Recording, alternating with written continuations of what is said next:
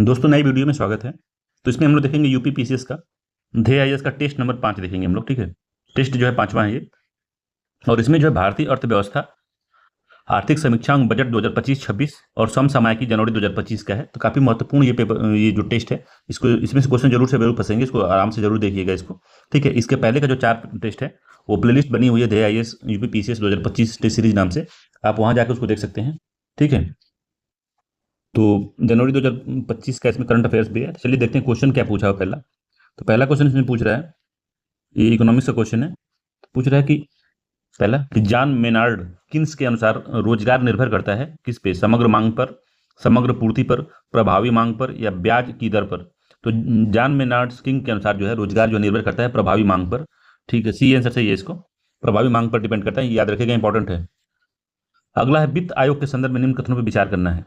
तो वित्त आयोग जो है आर्टिकल 280 में है वित्त आयोग के बारे में। ठीक है, तो इसमें है कि यह राष्ट्रपति द्वारा गठित एक वैधानिक निकाय है जो केंद्र के करों में राज्यों के हिस्से पर संसद को अपना सुझाव देता है। तो यह राष्ट्रपति द्वारा गठित एक वैधानिक निकाय है, वैधानिक नहीं संवैधानिक निकाय है, संवैधानिक है।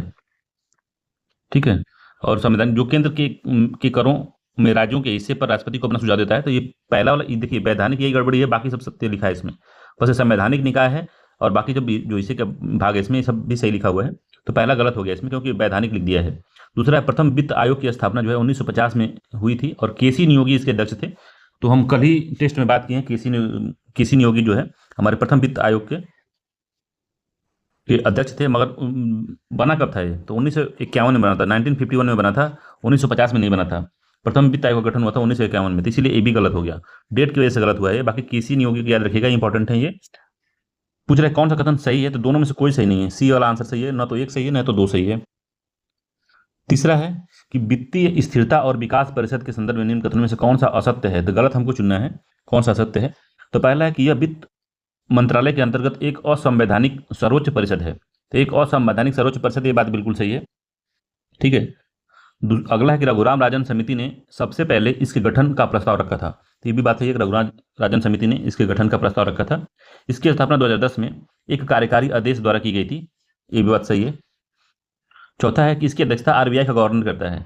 तो इसकी जो अध्यक्षता है वित्तीय स्थिरता और विकास परिषद, मतलब financial stability and development council का हेड जो है वो, उसका अध्यक्ष जो है वित्त मंत्रालय के मंत्री जो है, वित्त मंत्री जो वो करते हैं, फाइनेंस मिनिस्टर करते हैं। ठीक है, वित्त मंत्री करते हैं। ठीक है, तो ये वाला गलत हो गया। तो असत्य पूछा है तो डी वाला ही असत्य है, तो डी आंसर इसका सही है, डी यही असत्य है। चौथा है निम्नलिखित कथनों पर विचार करना है। पहला है कि विंडफॉल टैक्स किसी विशेष कंपनी का उद्योग को हुए अप्रत्याशित लाभ वृद्धि पर आरोपित उच्च कर की दर है। तो विंडफॉल जो टैक्स होता है, किसी भी कंपनी को या उद्योग को अगर उसको बहुत अचानक से बहुत ज़्यादा फायदा हो गया, उसको किसी कारणवश किसी भी घटने की वजह से, जैसे कुछ भी ऐसा आ गया और उसको ज़्यादा फायदा हो गया, तो उस पर लगता है विंडफॉल टैक्स। दूसरा है भारत सरकार ने जुलाई 2022 में पेट्रोलियम उत्पादों पर विंडफॉल टैक्स लगाने का प्रस्ताव रखा, जिसे प्रत्येक 2 सप्ताह पर संशोधित किया जाता है। तो दोनों ही कथन सही है, सी आंसर सही है। याद रखिएगा, जैसे मान लीजिए कि रिलायंस है, कहीं से ऑयल एक्सप्लोर कर रही है, क्रूड ऑयल, और बहुत ज़्यादा मात्रा में इसको क्रूड ऑयल मिल गया, और विदेश से क्या हुआ कि विदेशों में जहाँ पर हम आयात करते हैं ऑयल को, वहाँ से कोई ऐसा दिक्कत हो गई कि तेल आ नहीं पा रही, जैसे कहीं वार हो गया तो वहाँ तेल की आपूर्ति कम हो जा रही है, आयात कम हो जाता है। तो रिलायंस क्या करेगी, अपना भाव बढ़ा के तेल का, और उसको अधिक दाम पर बेच के ज़्यादा पैसा कमाने की कोशिश कर सकती है। मगर सरकार क्या करेगी, उस पर विंडफॉल टैक्स लगा देगी, क्योंकि अप्रत्याशित लाभ हो रहा है उसको। ठीक है, तो ये मामला पूरा है। तो दोनों ही कथन सत्य हैं उसके। अगला है कि औद्योगिक नगर किसे कहते हैं? तो औद्योगिक नगर किसे कहते हैं? जहां पे 75% से अधिक जनसंख्या जो है विभिन्न उद्योगों में लगी हो। या बी है कि जहां 60% से अधिक जनसंख्या विभिन्न उद्योगों में लगी हो। जहां 65% से अधिक जनसंख्या 65% से अधिक जनसंख्या जो उद्योगों में लगी हो, और इनमें से कोई नहीं। तो औद्योगिक नगर उसे कहते हैं जहां 60% से अधिक जनसंख्या जो है विभिन्न उद्योगों में लगी होती है। तो बी वाला उत्तर इसका बिल्कुल सत्य है, बी वाला। ठीक है, छठे नंबर क्वेश्चन कह रहा है कि निम्नलिखित में से समष्टि अर्थव्यवस्था की विषय सामग्री कौन सी है? तो समष्टि अर्थव्यवस्था की विषय सामग्री क्या है? तो समष्टि जो होती है, एक होती है व्यष्टि समष्टि होती है, एक देखिए एक होती है मैक्रो होती है, मैक्रो इकोनॉमी, जिसको हम क्या कहते हैं, समष्टि कहते हैं, समष्टि। एक होती है व्यष्टि, माइक्रो इकोनॉमी। देखिए यहाँ पे ए है, यहाँ पे आई है, माइक्रो इकोनॉमी। तो अगर आपको व्यष्टि, तो अगर समष्टि और व्यष्टि आपको समझ में नहीं आ रहा है तो माइक्रो मतलब जो पतला जो है, आई पतला है तो ये कम एरिया को कवर करेगा। अब माइक्रो जो है, ए मोटा है तो ये ज़्यादा एरिया कवर करेगा। तो जो सीमित इकोनॉमिक जो अर्थव्यवस्था के बारे में सीमित जानकारी देता है, या सीमित सीमित जो है अध्ययन जिसमें किया जाता है, उसको हम माइक्रो कहते हैं, पतला वाला आई वाला माइक्रो, ठीक है, व्यष्टि कहते हैं उसको। और जिसमें हम पूरा होलिस्टिक अध्ययन करते हैं, बहुत बड़ी चीज़ों का अध्ययन करते हैं, उसको माइक्रो कहते हैं। तो छठे का कौन सा? मुद्रास्फीति, मजदूरी दर, बाजार कीमत, एकाधिकार। देखिए मजदूरी दर क्या है? मजदूरी दर बदल सकती है, छोटी चीज़ है ये। बाजार कीमत जो है, बाजार जो कीमत है ये भी छोटी सी चीज़ है, और एकाधिकार जो है ये भी छोटी सी चीज़ है, किसी एक मार्केट में एकाधिकार हो गया। मगर जो मुद्रास्फीति है पूरे देश को प्रभावित करती है, ठीक है। अगर क्रूड ऑयल की अगर मुद्रास्फीति बड़ी हुई है तो हर चीज़ को प्रभावित कर देगी, तो ये बड़ी अर्थव्यवस्था में शामिल होगा। तो ए आंसर इसका सही है, बड़ी अर्थव्यवस्था में शामिल होगा, ए वाला आंसर इसका सत्य है। अगला है 7 नंबर क्वेश्चन है कि the rise and growth of economic nationalism in India के लेखक कौन है? तो काफ़ी इंपॉर्टेंट है ये। The rise and growth of economic nationalism in India के लेखक कौन है? दादा भाई नौरोजी हैं, डॉक्टर एम विश्वेश्वरैया हैं, पार्थ सारथी गुप्ता हैं, या बिपिन चंद्र हैं। किसने लिखा है इसको? तो बिपिन चंद्र ने लिखा है, डी आंसर सही है इसका, काफ़ी महत्वपूर्ण है, बिपिन चंद्र ने लिखा है इसको। 8 नंबर क्वेश्चन कह रहा है कि एक पूर्णतया प्रतिस्पर्धात्मक बाजार का परिभाषित लक्षण कौन सा नहीं है? तो पूर्णतया अगर प्रतिस्पर्धात्मक है मतलब कि वहाँ पे कंपटीशन है मार्केट में, मतलब कि एक ही वस्तु की कई दुकानें हैं, समझ रहे हैं? एक ही वस्तु की कई दुकान, तो वहाँ पर कंपटीशन होगा, अगर महंगा देगा तो दूसरे का जाकर आदमी ले सकता है। तो इस डर से वो भाव को बहुत ज़्यादा वैरी नहीं करते, 1-2 रुपया 3 रुपया, थोड़ा मोड़ा वेरिएशन होता है उनके जो प्राइस होता है उसमें। तो पहला है इसमें कि बाजार में क्रेता विक्रेता की ज़्यादा संख्या, परिभाषित लक्षण कौन सा नहीं, लक्षण पूछ रहा है कौन सा नहीं है इसमें। तो पहला है कि बाजार में क्रेता विक्रेता की जो ज़्यादा संख्या होती है तभी ही प्रतिस्पर्धा उसमें आएगी, नहीं तो प्रतिस्पर्धा नहीं आएगी, समझ रहे हैं बात को।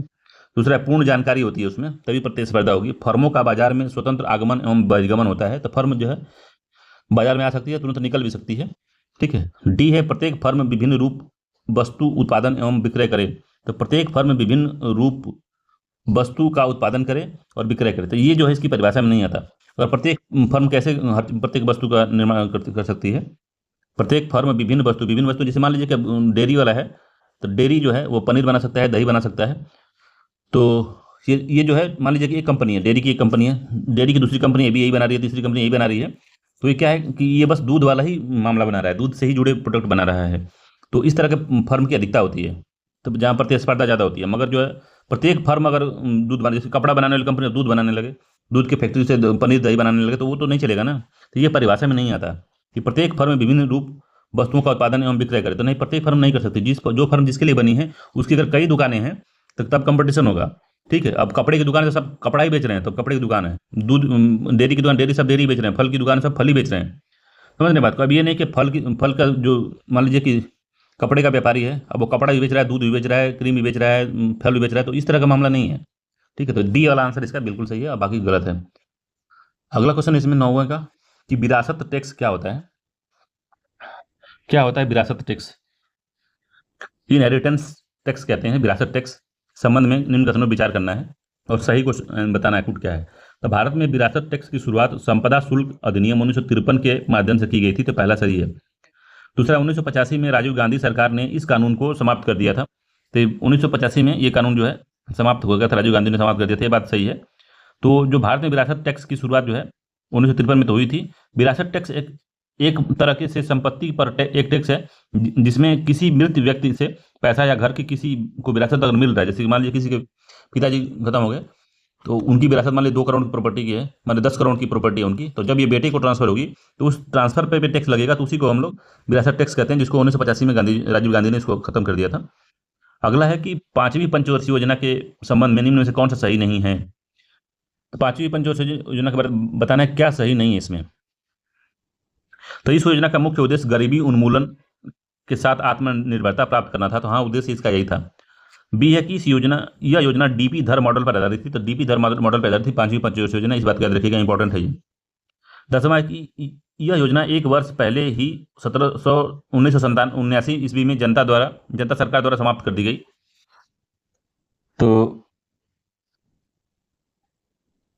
तो 79 में नहीं थी, 1978 में ही समाप्त कर दी गई थी, याद रखिएगा। तो पांचवी पंचवर्षीय योजना जो थी 1974 से 79 तक के लिए थी, लागू की गई थी, परंतु जनता सरकार द्वारा एक वर्ष पहले ही 1978 में इसको खत्म कर दिया गया था। तो यही वाला गलत है, सी वाला गलत है। बाकी डी है कि इस योजना के दौरान अंत्योदय योजना प्रारंभ की गई थी। तो ये बात भी सही है कि इस योजना के दौरान जो है अंत्योदय योजना प्रारंभ की गई थी। तो इसमें जो है 3 सही है, सी वाला बस गलत गड़बड़ है इसका, तो आंसर सी होगा, गलत ही पूछा था हमसे। अगला है, जब किसी वस्तु की कीमत गिरे और कुछ लोग यह सोचकर उसकी मांग में कमी कर दें कि उसकी कीमत में गिरावट उसकी गुणवत्ता में गिरावट के कारण हुई है, तो इसे क्या कहते हैं? तो स्नाब प्रभाव, बैंडवेगन प्रभाव, वेवलेन प्रभाव, इनमें से कोई नहीं। तो कौन सा प्रभाव होता है भैया ये? तो इसको कहते हैं कि वेवलेन प्रभाव। समझ रहे हैं बात को? अगर मान लीजिए कोई टमाटर का प्रोडक्ट है, टमाटर ही है, अगर उसका भाव गिर गया है तो लोग सोचेंगे कि ये टमाटर खराब होगा तभी ये गिर रहा है। चीनी का भाव गिर गया तो चीनी की बोड़ी का जो है, एक चीनी जो बन रही है किसी फैक्ट्री में, उसमें कुछ घटिया चीज़ बन गया, मतलब कि घटिया चीनी बन गई है, तभी गड़बड़ हो गया। तो गुणवत्ता अगर गिरावट हो रही है, अगर लोगों को ऐसा लगता है इस वजह से वस्तु की कीमत गिर रही है और वो मांग को कम कर देते हैं, तो वो जो होता है उसको वेवलेन प्रभाव कहते हैं। सी आंसर सही, वेवलेन प्रभाव याद रखिएगा, ठीक है। स्नाब प्रभाव क्या होता है? जो पहला दिया हुआ है स्नाब प्रभाव, तो जब किसी वस्तु के मूल्य गिरने पर समुदाय के कुछ लोग तो मूल्य गिरावट के कारण मांग में वृद्धि लाएं, पर कुछ लोग सामान्य लोगों से अपने को अलग रखने के लिए कीमत में गिरावट के बजाय उस वस्तु का उपभोग कम करें, तो स्नाब प्रभाव वो कहलाता है, ठीक है। तो बहुत ज़्यादा इंपॉर्टेंट नहीं है, वेवलेन प्रभाव को याद रखिएगा, सी वाला क्या है। अगला कि भारतीय रिजर्व बैंक ने 2015 में लघु वित्त बैंक और भुगतान बैंक को बैंकिंग लाइसेंस जारी किया था। तो क्या 2015 में किया था कि उससे पहले कर दिया था?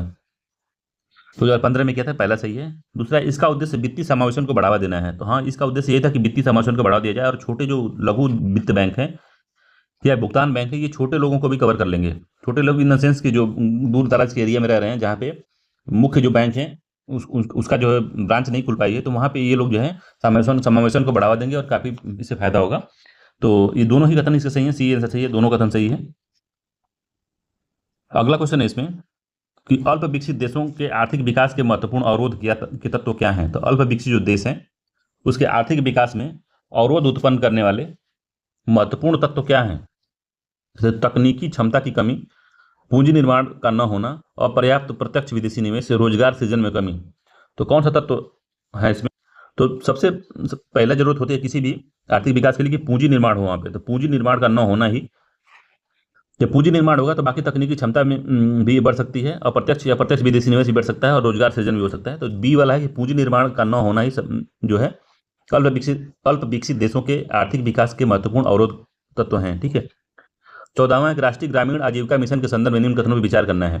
तो इस योजना का जो प्रारंभ 3 जून 2011 को राजस्थान के बांसवाड़ा जिले में किया गया था। राष्ट्रीय ग्रामीण आजीविका मिशन के बारे में पूछ रहा है, कब हुआ था?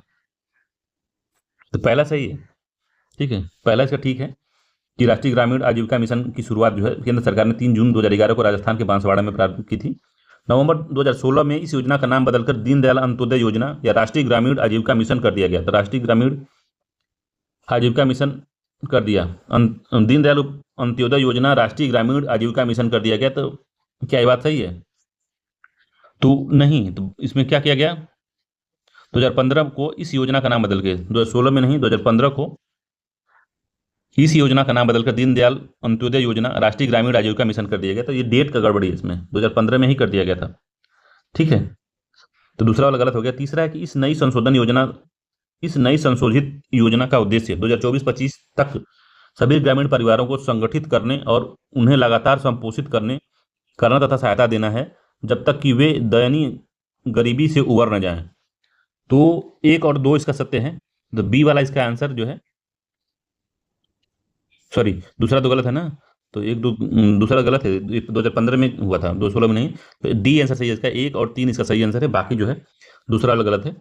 अगला है HVJ gas pipeline Uttar Pradesh के निम्नलिखित उर्वरक संयंत्रों में से किस को प्राकृतिक गैस उपलब्ध कराती है? तो इसको बताना है आपको कि हाजीरा,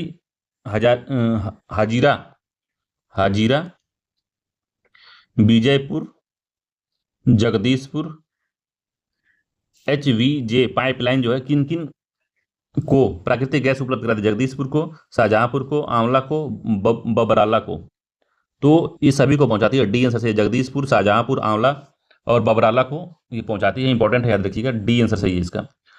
16 नंबर क्वेश्चन है कि राष्ट्रीय ग्रामीण क्षेत्र में शहरी क्षेत्र ग्रामीण क्षेत्र से शहरी क्षेत्र में लोगों का देशांतगमन को फिलिप एम हॉमर ने कहा था। क्या कहा था भाई? तो population technoplosion, population explosion, population displosion, population implosion. तो पॉपुलेशन इम्प्लोजन कहा था इसने, डी आंसर इसका सही है 16वें का। पॉपुलेशन डिस्प्लेजन जो कहा था, किसने कहा था? तो शहरी जनसंख्या में असाधारण निर्जातीय मिश्रण जब हो जाता है, शहरी जनसंख्या में असाधारण निर्जातीय जो मिश्रण हो जाता है उसको पॉपुलेशन डिस्प्लोजन कहते हैं। पॉपुलेशन एक्सप्लोजन किसे कहते हैं? जनसंख्या में तीव्र वृद्धि को कहते हैं। और पॉपुलेशन टेक्नोप्लान किसे कहते हैं? तो उपरोक्त सभी के अध्ययन को पॉपुलेशन टेक्नोप्लोजन कहते हैं। पॉपुलेशन टेक्नोलॉजन जो है ये तीनों के अध्ययन को कहते हैं। ठीक है, तो डी आंसर सही है इसका।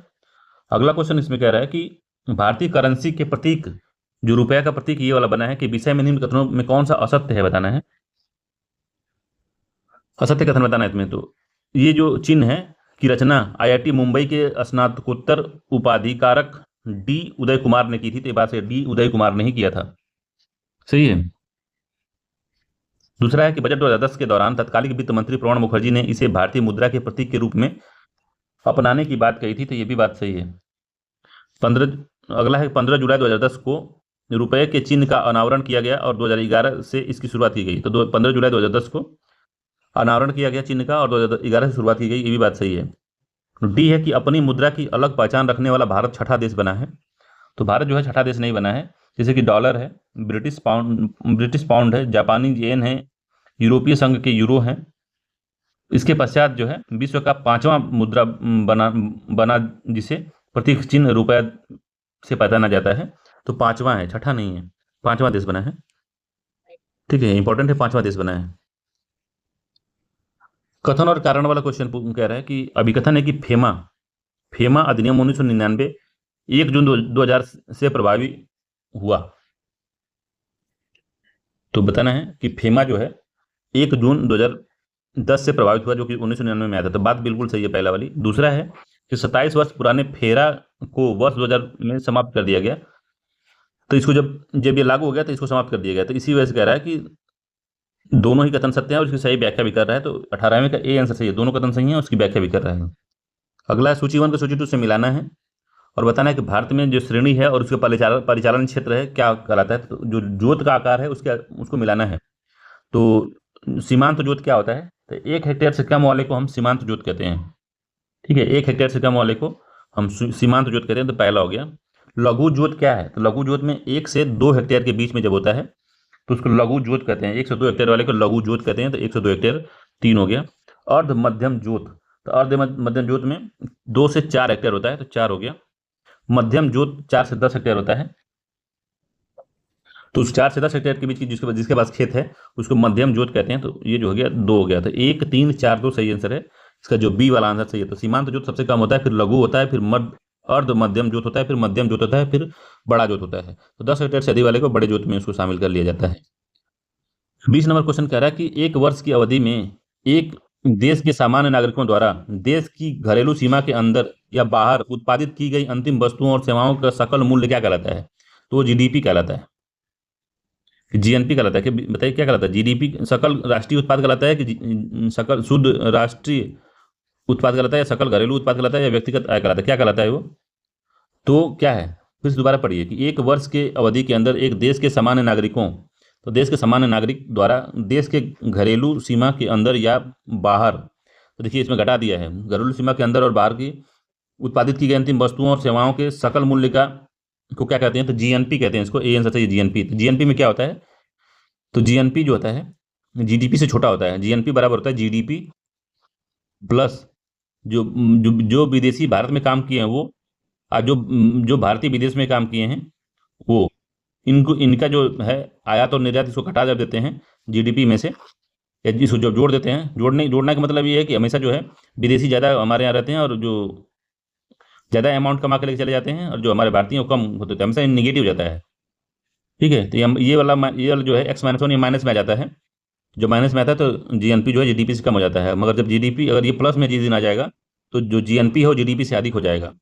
समझ रहे हैं बात को? तो पहला इसका आंसर सही है। अगर यहाँ पे देश की घरेलू सीमा के अंदर या बाहर न लिखता, बस देश की घरेलू सीमा के अंदर बस लिख देता तो जीडीपी हो जाता, और बाहर भी शामिल कर लिया इसलिए जीएनपी हो गया है वो।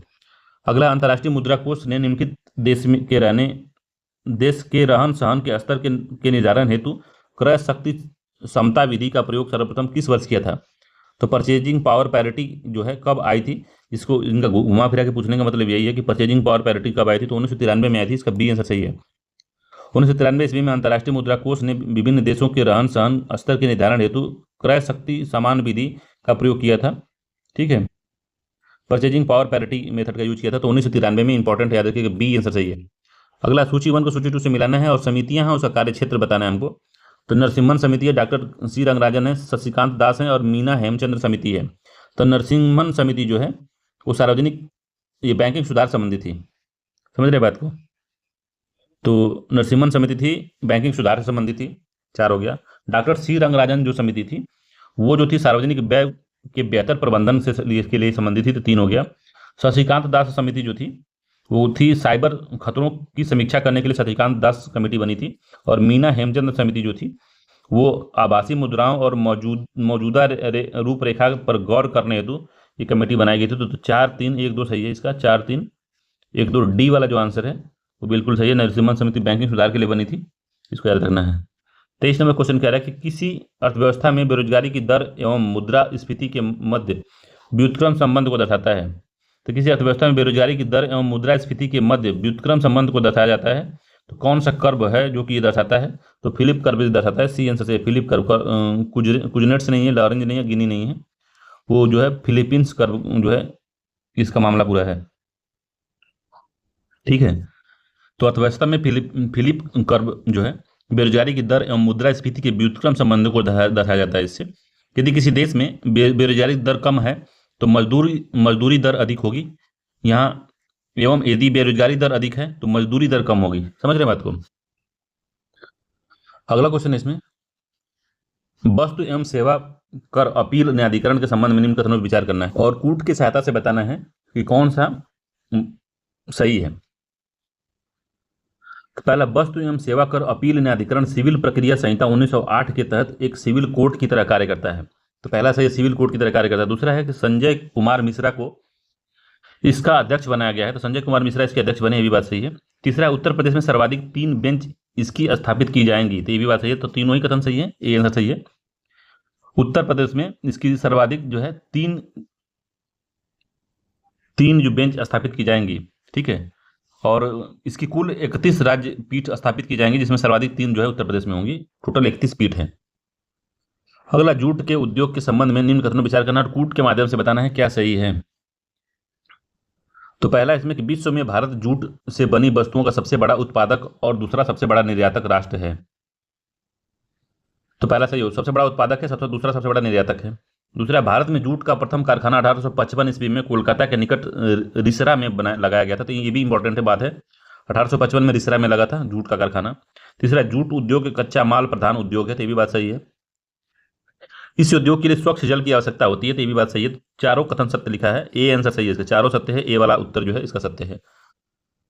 26 नंबर क्वेश्चन कह रहा है कि कमांड क्षेत्र विकास development CADA command area development program जो है इसका प्रारंभ छठी पंचवर्षीय योजना के दौरान किया गया था। तो छठी पंचवर्षीय योजना के दौरान किया गया था, पूछ रहा है। तो कमान क्षेत्र जो कार्यक्रम था इसकी शुरुआत जो है वर्ष 1774 से 75 ईस्वी में हुई थी। ठीक है, और वो 5वीं पंचवर्षीय योजना थी। ठीक है, छठी नहीं थी, 5वीं थी, 5वीं पंचवर्षीय योजना थी। इंपॉर्टेंट याद रखिएगा।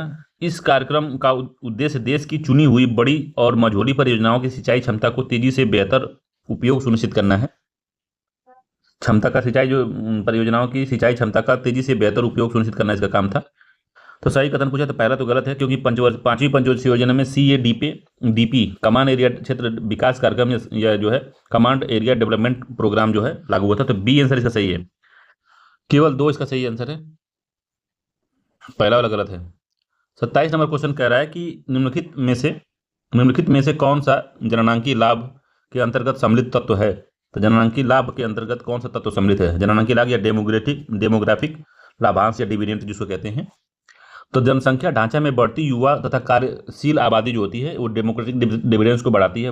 इंपॉर्टेंट है ये। बढ़ता आश्रित अनुपात, तो बढ़ता जो आश्रितता अनुपात है ये जो डेमोग्राफिक डिविडेंड को घटाती है। दूसरा गलत हो जाएगा, घटता आश्रित अनुपात तो ये बढ़ाती है, ठीक है।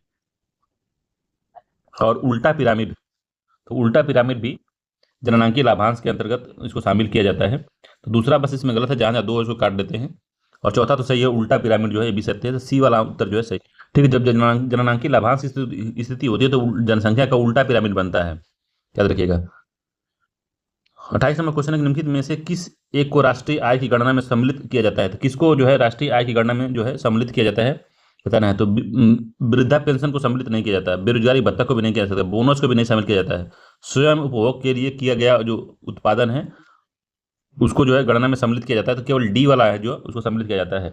तो हस्तांतरण आय जैसे कि सेवानिवृत्ति पेंशन हो गया, वृद्धावस्था पेंशन हो गया, बेरोजगारी भत्ता, बोनस इत्यादि को राष्ट्रीय आय में गणना में सम्मिलित नहीं किया जाता, जबकि स्वयं उपभोग के लिए किए गए उत्पादन राष्ट्रीय आय को गणना में सम्मिलित किया जाता है। तो डी वाला आंसर सही है। 29 नंबर क्वेश्चन है कि निम्नलिखित में से किस पंचवर्षीय योजना का मूलभूत उद्देश्य मानव संसाधन विकास था? तो मानव संसाधन विकास जो था 8वीं पंचवर्षीय योजना का था। इंपॉर्टेंट है, याद रखिएगा। 8वीं पंचवर्षीय योजना 1992 से 97 तक चली थी, इसी में था मानव संसाधन विकास। अगला है 30 नंबर क्वेश्चन है कि निम्नलिखित कथनों में से कौन सा असत्य है बताना है। असत्य बताना है। तो पहला है कि चक्रीय बेरोजगारी समग्र मांग में कमी का परिणाम होती है। तो ये बात सही है, चक्रीय बेरोजगारी जो होती है समग्र मांग में कमी का परिणाम होती है। असत्य पूछा है, पहला सही है। दूसरा है इसमें कि चक्रीय बेरोजगारी विकसित देशों में सर्वाधिक पाई जाती है। दोनों कथन सही है इसके। असत्य पूछा है इसलिए कोई असत्य नहीं है, डी वाला सही। ना तो एक असत्य है ना तो दो असत्य है। अगला है आयात प्रतिस्थापन नीति का अर्थ क्या है? तो आयात प्रतिस्थापन नीति का मतलब ये है कि जिसका हम ज़्यादा आयात करते हैं हम उसका प्रोडक्शन कर दें और अपन घरेलू क्षेत्र में उसका उत्पादन करें ताकि उसके आयात को हम कर सकें। तो वही बात है। तो पहला, आयात की पुरानी मदों के स्थान पर नई मदों का आयात, ये गड़बड़ है, गड़बड़ है बाबा, ठीक है, पहला गड़बड़ है। दूसरा, आयात न करके घरेलू उत्पादन से प्रतिस्थापित करना, तो यही बी वाला जो उत्तर है यही सही है कि आयात न करके घरेलू उत्पादन से प्रतिस्थापित करना ही जो है आयात प्रतिस्थापन कहलाता है। अगला क्वेश्चन है कि इनमें से कौन सा एक राजकोषीय नीति का घटक नहीं है? तो राजकोषीय नीति का टैक्सेशन जो है लोक ऋण भी है, लोक व्यय भी है, व्यापार नीति जो है ये राजकोषीय नीति का नहीं है, विदेश नीति का भाग है, विदेश नीति का भाग है भाई ये, बाकी सब है तीनों। अगला, किसी अर्थव्यवस्था में आर्थिक क्रियाओं के नियम के संबंध में अदृश्य हाथ की संकल्पना क्या है? संकल्पना का प्रतिस्थापन किसने किया था? तो अदृश्य हाथ की जो परिकल्पना है उसकी स्थापना किसने की थी? तो अदृश्य हाथ की संकल्पना का प्रतिपादन जो है एडम स्मिथ ने किया था। इसका सी आंसर चाहिए, एडम स्मिथ ने किया था।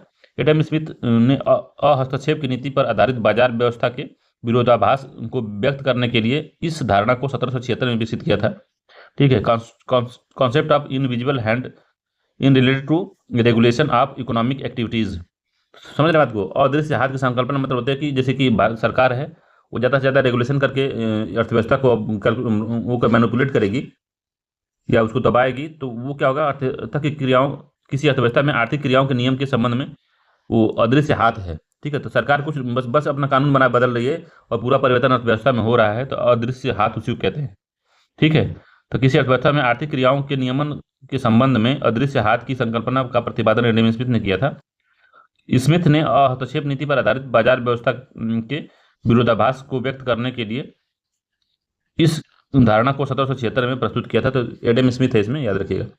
अगला, निम्नलिखित कथनों विचार करना है, बताना है कि एस्पिरेशनल ब्लॉक प्रोग्राम के तहत निम्न में से कौन सा प्रदर्शन संकेतक है? तो एस्पिरेशनल ब्लॉक है उसके लिए कौन से जिसमें है संकेतक शामिल किए गए हैं वही पूछ रहा है। तो पहला है स्वस्थ और पोषण, सही है। दूसरा है कृषि, तीसरा है वित्तीय समावेशन, चौथा है बुनियादी ढांचा, पांचवा है बिजली और छठवां है कौशल।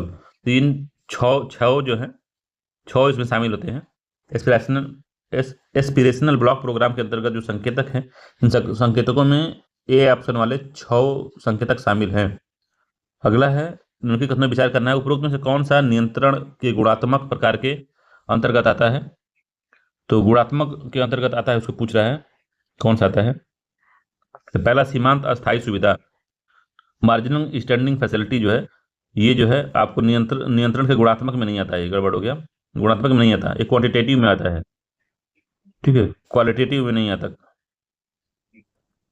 तो पहला नहीं आता इसमें। दूसरा, मार्जिनल आवश्यकता में परिवर्तन, खुले बाजार की क्रियाएं, खास की रेशनिंग और प्रत्यक्ष कार्रवाई, नैतिक दबाव, तो खुले बाजार की क्रियाएं भी इसमें नहीं आती, ठीक है।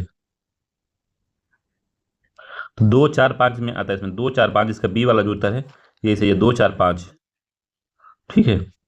तो मार्जिनल अस्थायी स्टैंडर्ड जो सीमांत अस्थायी सुविधा है, मार्जिनल स्टैंडिंग फैसिलिटी, ये नहीं आता। और खुले बाजार की क्रियाएं, ओएमओ नहीं आता। तो 1 और 3 नहीं आते हैं, बाकी 2 4 5 इसमें शामिल किए गए हैं, ठीक है।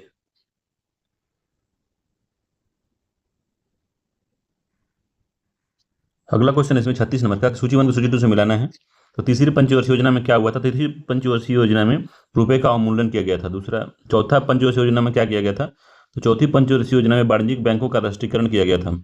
ठीक हो गया। छठी पंचवर्षीय योजना में नाबार्ड की स्थापना की गई थी। छठी पंचवर्षीय योजना नाबार्ड की स्थापना हुई थी, 4 हो गया।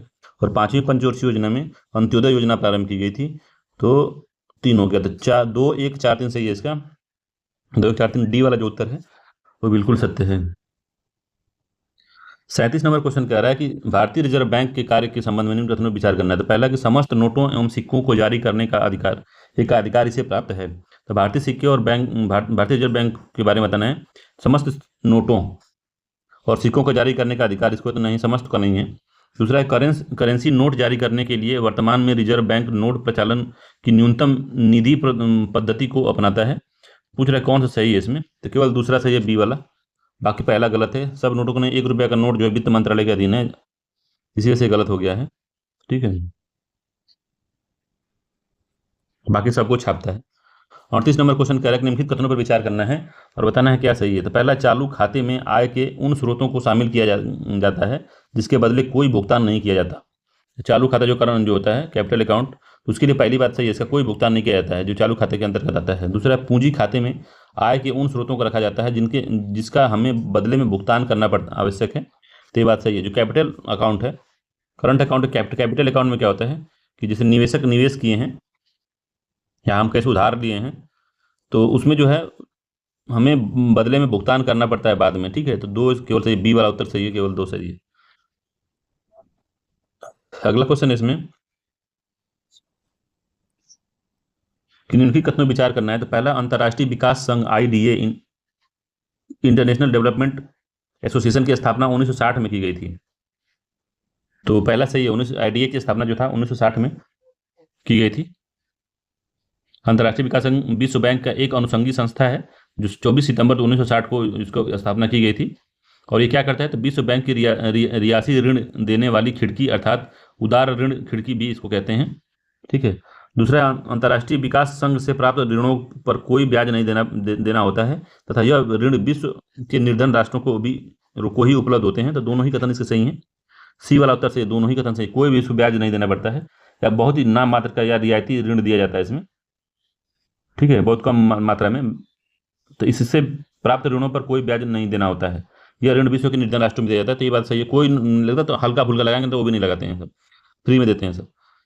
40 नंबर क्वेश्चन है कि क्षेत्रीय ग्रामीण बैंक के संबंध में निम्न कथनों में कौन सा कथन सही नहीं है। तो क्षेत्रीय ग्रामीण बैंक या रीजनल रूरल बैंक के बारे में बताना है, क्या सही नहीं है।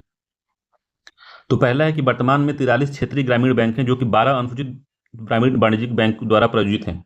वर्तमान में 43 क्षेत्रीय ग्रामीण बैंक हैं जो 12 अनुसूचित वाणिज्यिक बैंकों द्वारा प्रायोजित हैं, ये बात सही है। पहला सही है 40वें का, जो पहला है वो बिल्कुल ठीक है। और पहला क्षेत्रीय ग्रामीण बैंक 2 अक्टूबर 1975 को स्थापित किया गया था। इस प्रथम ग्रामीण बैंक का मुख्यालय मुरादाबाद उत्तर प्रदेश में है, ठीक है। इस प्रथम ग्रामीण बैंक का जो मुख्यालय है वो उत्तर प्रदेश में है, याद रखिएगा। दूसरा है कि क्षेत्रीय ग्रामीण बैंक सरकारी स्वामित्व वाले बैंक हैं क्योंकि बैंक का आधा हिस्सा केंद्र सरकार के पास है, तो बात सही है, ठीक है। दूसरा है कि क्षेत्रीय ग्रामीण बैंकों के 2 प्रमुख नियामक भारतीय रिजर्व बैंक और नाबार्ड है। तो भारतीय रिजर्व बैंक और नाबार्ड दोनों हैं, ये बात भी सही है। इसके नियामक जो हैं, डी इस कह रहा है कि प्रथम क्षेत्रीय ग्रामीण बैंक 2 अक्टूबर 1975 को स्थापित किया गया था जिसका मुख्यालय बिजनौर में है। बिजनौर में नहीं है, मुरादाबाद में, हम देखे थे मुरादाबाद में है। तो डी वाला गलत है इसका। बाकी जो सही है, क्षेत्रीय ग्रामीण बैंक सरकारी स्वामित्व वाले बैंक हैं क्योंकि बैंक का आधा हिस्सा केंद्र सरकार के पास है, 15% जो है और 35% अलग है। 35% जो है शायद, तो देखेंगे आप तो 50% इसमें जो है गवर्नमेंट का, सेंट्रल गवर्नमेंट का 50% है, 15% जो है स्टेट गवर्नमेंट का होता है इसमें, और 35% जो होता है स्पॉन्सर बैंक का होता है। तो कोई भी आरआरबी देखेंगे तो देखेंगे यूनियन बैंक द्वारा उसको किया गया है, या तो फिर बैंक ऑफ बड़ौदा द्वारा या पंजाब नेशनल बैंक द्वारा इसको क्या किया गया है, तो उसको उसमें जो है स्पॉन्सर किया गया होता है। तो जब उसका एटीएम कार्ड देखेंगे उस पर, तो आपको स्टेट स्टेट बैंक का भी दिखेगा, स्टेट गवर्नमेंट का भी कुछ बात रहेगा उसमें, और स्पॉन्सर बैंक का उसमें नाम लिखा रहेगा। समझ रहे बात को? तो डी वाला आंसर सही है इसका, यही सही सुमिलित नहीं है, बाकी सब सही सुमिलित है। अगला क्वेश्चन है 41 नंबर का, कह रहा है कि भारतीय कृषि बीमा कंपनी लिमिटेड की स्थापना भारतीय कंपनी अधिनियम 1956 के 10/1999 में की गई थी। तो इसको बताना है आपको कौन सा सही है इसमें। तो कौन सा सही है? तो 1999 नहीं, 2000 में की गई थी, 2002 में। 2002 में भारतीय कृषि बीमा कंपनी लिमिटेड की स्थापना भारतीय कंपनी अधिनियम 1956 के तहत 2002 में की गई थी, याद सही है। तो ये गलत हो गया, पहला 99 में, 1999 नहीं है, 2002 है। इसका मुख्यालय नई दिल्ली में है, तो मुख्यालय, हाँ सही बात है, हेडक्वार्टर नई दिल्ली में। तो बी आंसर से केवल 2 सत्य इसमें, पहला गलत है। अगला, पूंजी निर्माण के संबंध में निम्न कथनों पर विचार करना है। तो पूंजी निर्माण के बारे में बताना है क्या सही है। तो बचत अपने में स्वयं पूंजी निर्माण है।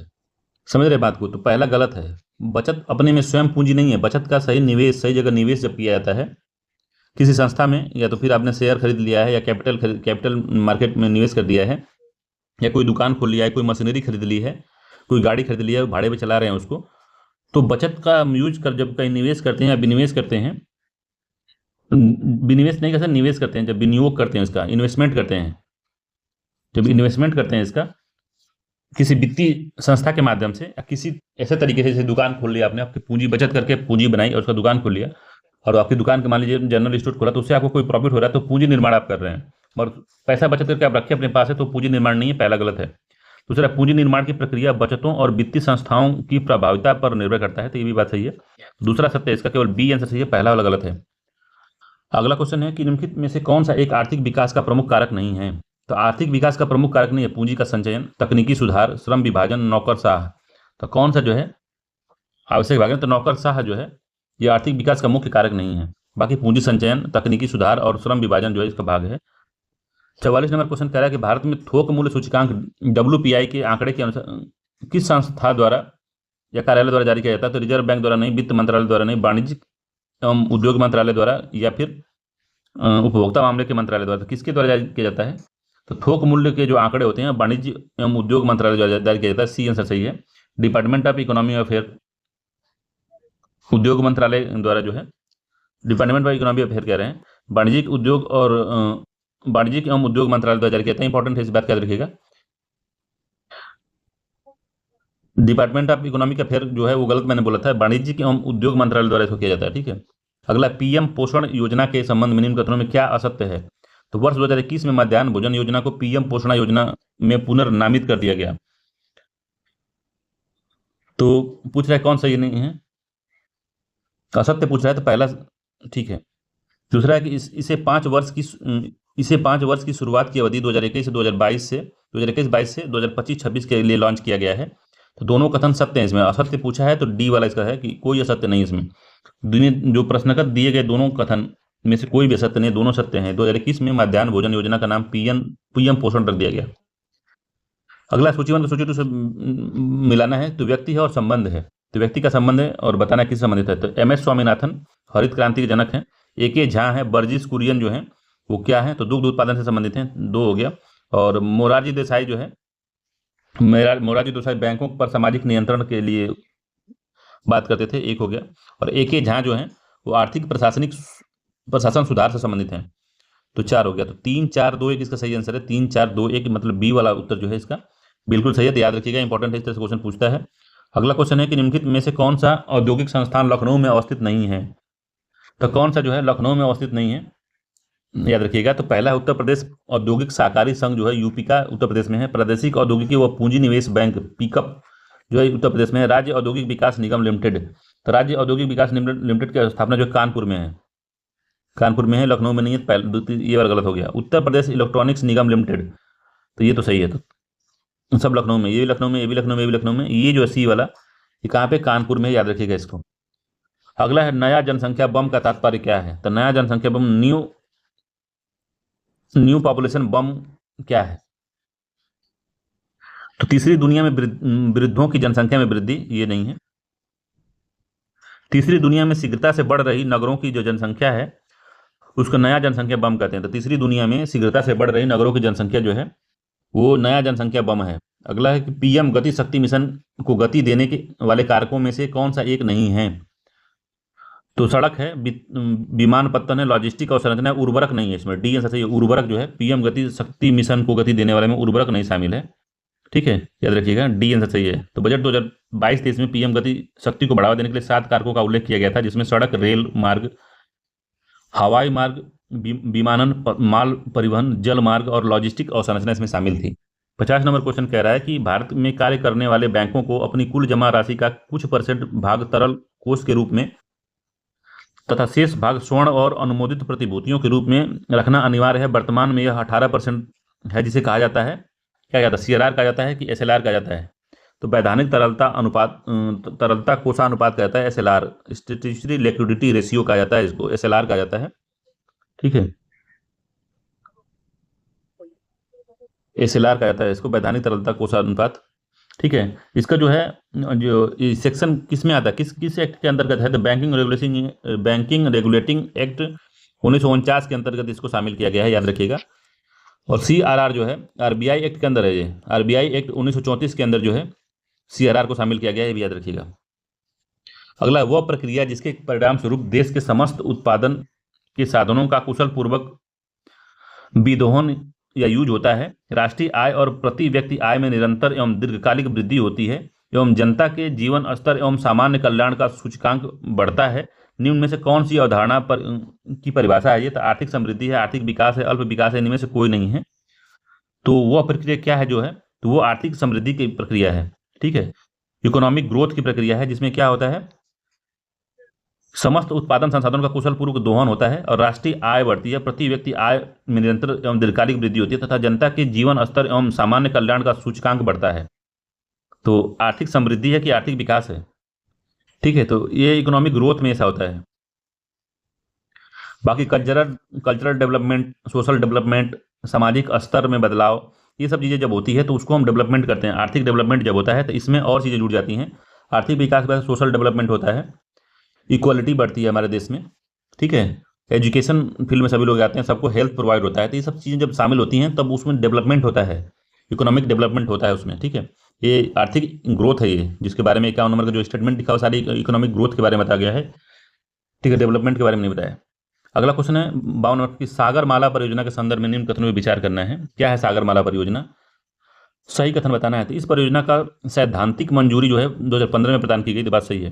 दूसरा, इसका उद्देश्य पूर्वी व पश्चिमी तट के प्रमुख बंदरगाहों को आधुनिकीकरण करना, क्षमता का विस्तार करना, नए बंदरगाहों का निर्माण करना और आंतरिक जल परिवहन तंत्र का उन्नयन करना।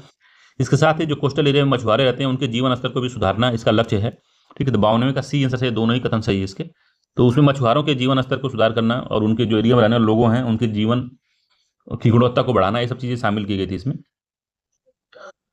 53 नंबर क्वेश्चन कह रहा है कि कथन कारण वाला क्वेश्चन है, कह रहा है कि निम्नलिखित नीचे दिए गए कथन में जिसमें से एक को अभिकथन कहा है, दूसरे को कारण कहा गया है, तो कौन सा सही है? तो पहला कि सार्वजनिक सीमांत कंपनी में जोखिम उठाने वालों की संख्या अधिक है। तो सार्वजनिक सीमित कंपनी में जोखिम उठाने वालों की संख्या बता रहा है कि अधिक है। ये बात बिल्कुल सही है, क्योंकि कारण बता रहा है कि कंपनी अपने अंशों या शेयरों की बिक्री पूंजी का संग्रहण करती है, तो ये भी बात सही है। तो जो कंपनी अपने अंशों की बिक्री कर पूंजी का संग्रहण करती है, जिसके कारण सार्वजनिक सीमांत कंपनी में जोखिम उठाने वालों की संख्या अधिक हो जाती है। ठीक है, तो कहने का इनका तात्पर्य है कि दोनों कथन सही है इसका, और व्याख्या भी कर रहा है, ए वाला आंसर सही है। तो सार्वजनिक जो सीमित कंपनियां होती हैं, जो सार्वजनिक जो जोखिम उठाने वालों की संख्या अधिक होती है। कैसे? तो शेयर धारक जितने होंगे तो सबको जोखिम होगा ना। अगर मान लो कि किसी कंपनी में 2 लोग शेयर धारक हैं तो 2 लोगों पे जोखिम होगा, मगर किसी कंपनी के अगर 100 शेयर धारक हैं तो 100 पे जोखिम होगा। तो यही मामला है इसका, तो ए आंसर इसका सही है। अगला है कि निम्नलिखित में से स्थापना वर्ष के अनुसार पहले के बाद में क्रम को व्यवस्थित करना है कि कौन कब स्थापना हुई थी किसकी। ठीक है, तो भारतीय औद्योगिक विकास बैंक की स्थापना 1964 में हुई थी। ठीक है, भारतीय औद्योगिक विकास बैंक की स्थापना 1964 जुलाई में हुई थी। ठीक है। भारतीय औद्योगिक वित्तीय वित्त निगम, भारतीय औद्योगिक वित्त निगम की स्थापना जो थी 1 जुलाई 1948 में हुई थी। ठीक है। अगला है भारतीय ट्रस्ट, भारतीय यूनियन ट्रस्ट जो है ये फरवरी 1964 में हुई थी। ठीक है। भारतीय औद्योगिक ऋण एवं विकास निगम लिमिटेड की स्थापना 1955 में हुई थी। ठीक है। तो सबसे पहले कौन ही तो 48 में हुआ था, तो दो सबसे पहले होगा। ठीक है। दो होगा, फिर चार होगा, फिर तीन होगा, फिर एक होगा। तो दो चार तीन एक जो है बी आंसर सही है। अगला है निम्नलिखित में से किस कमेटी ने एफआरबीएम एक्ट को समाप्त करने कर इसके स्थान पर डेप्ट एंड फिजल रिस्पॉन्सिबिलिटी एक्ट लाने का सुझाव दिया था। तो एफआरबीएम एक्ट को खत्म करके किसने डेप्ट डेप्ट एवं फिजल फिजिकल रिस्पॉन्सिबिलिटी एक्ट लाने की बात की थी? वो कौन सी समिति थी? तो रंगराजन समिति नहीं थी, ए.के. सिन्हा की समिति थी। बी आंसर से ए.के. सिन्हा समिति थी, जो कि 2016 में आई थी, ए.के. सिन्हा कमेटी। ठीक है। एन के सिंह, ए.के. नहीं है, एन.के. सिंह है, एन.के. सिंह की कमेटी थी, 2016 में इसने बात कही थी। ठीक है। अगला क्वेश्चन है कथन कारण वाला, फिर से क्वेश्चन आया है। तो कह रहा है कि जो मुंबई स्टॉक एक्सचेंज है, जिसमें बीएसई का राष्ट्रीय सूचकांक 100 शेयरों का होता है, तो 100 शेयरों का होता है। ठीक है। जो बीएसई है उसमें 100 शेयरों का होता है। तो जो बॉम्बे स्टॉक एक्सचेंज है भारत का एक मूल्य भारित सूचकांक है और एशिया का सबसे पुराना है। वर्ष 1875 में ही इसका जो निर्माण हो गया था। ठीक है। सबसे बड़ा और विश्व का 10वें नंबर का स्टॉक एक्सचेंज है ये बीएसई, जिसमें 100 कंपनियों का जो शेयर है वो सूचित किया गया है। ठीक है। तथा आधार वर्ष 1986 का रखा गया है। कारण है इसका कि मुंबई स्टॉक एक्सचेंज का संवेदी सूचकांक जो है 30 शेयरों का होता है। तो देखिए, तो मुंबई स्टॉक एक्सचेंज का जो राष्ट्रीय सूचकांक है 100 शेयरों का है, और मुंबई स्टॉक एक्सचेंज बीएसई का संवेदी सूचकांक है वो 30 शेयरों पर डिपेंड करता है। ठीक है। 30 शेयरों में बदलाव होगा तो इसमें उतार चढ़ाव होता है। तो 100 शेयरों का है तथा आधार वर्ष 86, जबकि जो बीएसई जो है, बीएसई का संवेदी शेयर सूचकांक जो है 30 शेयरों पर आधारित है, जो कि जिसका आधार वर्ष 1978 से 79 है। ठीक है। तो दोनों कथन सही है, मगर उसकी व्याख्या नहीं कर रहा है। बी आंसर सही है, व्याख्या नहीं कर रहा है। अगला, जीडीपी की गणना करते करते समय निम्नलिखित में से किसको सम्मिलित नहीं किया जाता? तो अप्रयुक्त मध्यवर्ती वस्तुओं का स्टॉक, इसको सम्मिलित नहीं किया जाता। ठीक है। तो किसको सम्मिलित नहीं किया जाता है पूछ रहा है, एक मिनट रुकिए। सम्मिलित नहीं किया जाता है तो इसमें जो है जीडीपी की गणना करते समय हम किन मदों को सम्मिलित नहीं किया जाता है? तो उसमें जो है उपयुक्त मध्यवर्ती वस्तुओं के स्टॉक को सम्मिलित किया जाता है। घिसावट या पूंजी उपभोग को भी सम्मिलित किया जाता है। हस्तांतरण, आय और पूंजी लाभ या हानि को सम्मिलित नहीं किया जाता। 3 और 4 को सम्मिलित नहीं किया जाता है। डी आंसर सही है। समझ रहे हैं? तो जीडीपी गणना करते समय निम्नलिखित मदों में से सम्मिलित नहीं होता है, जिसमें कि उस वर्ष की अनुत्पादित वस्तुओं को नहीं शामिल किया जाता है, पूंजीगत लाभ हानि को नहीं शामिल किया जाता है, विदेश से प्राप्त उपहार को शामिल नहीं किया जाता है, बोनस, सेवानिवृत्ति, पेंशन, बेरोजगारी भत्ता, इनको भी शामिल नहीं किया जाता है, जो कि दोनों ये दिए हुए हैं नीचे, तो इनको दोनों को नहीं शामिल किया जाता। 3 4 इसका सही है। अगला है मुद्रास्फीति से संबंधित निम्नलिखित कथनों पर विचार करना। तो मुद्रास्फीति मतलब होती है महंगाई। महंगाई के बारे में बताना है कि महंगाई से परिवर्तनशील आय समूहों को लाभ होता है। तो परिवर्तनशील आय समूहों को लाभ नहीं होता। ठीक है, महंगाई से। ओ सॉरी, एक मिनट रुकिए। तो जो मुद्रास्फीति से परिवर्तनशील, जिनकी जो आय है, इनकम में बदलती रहती है, तो मुद्रास्फीति से उनको लाभ होता है।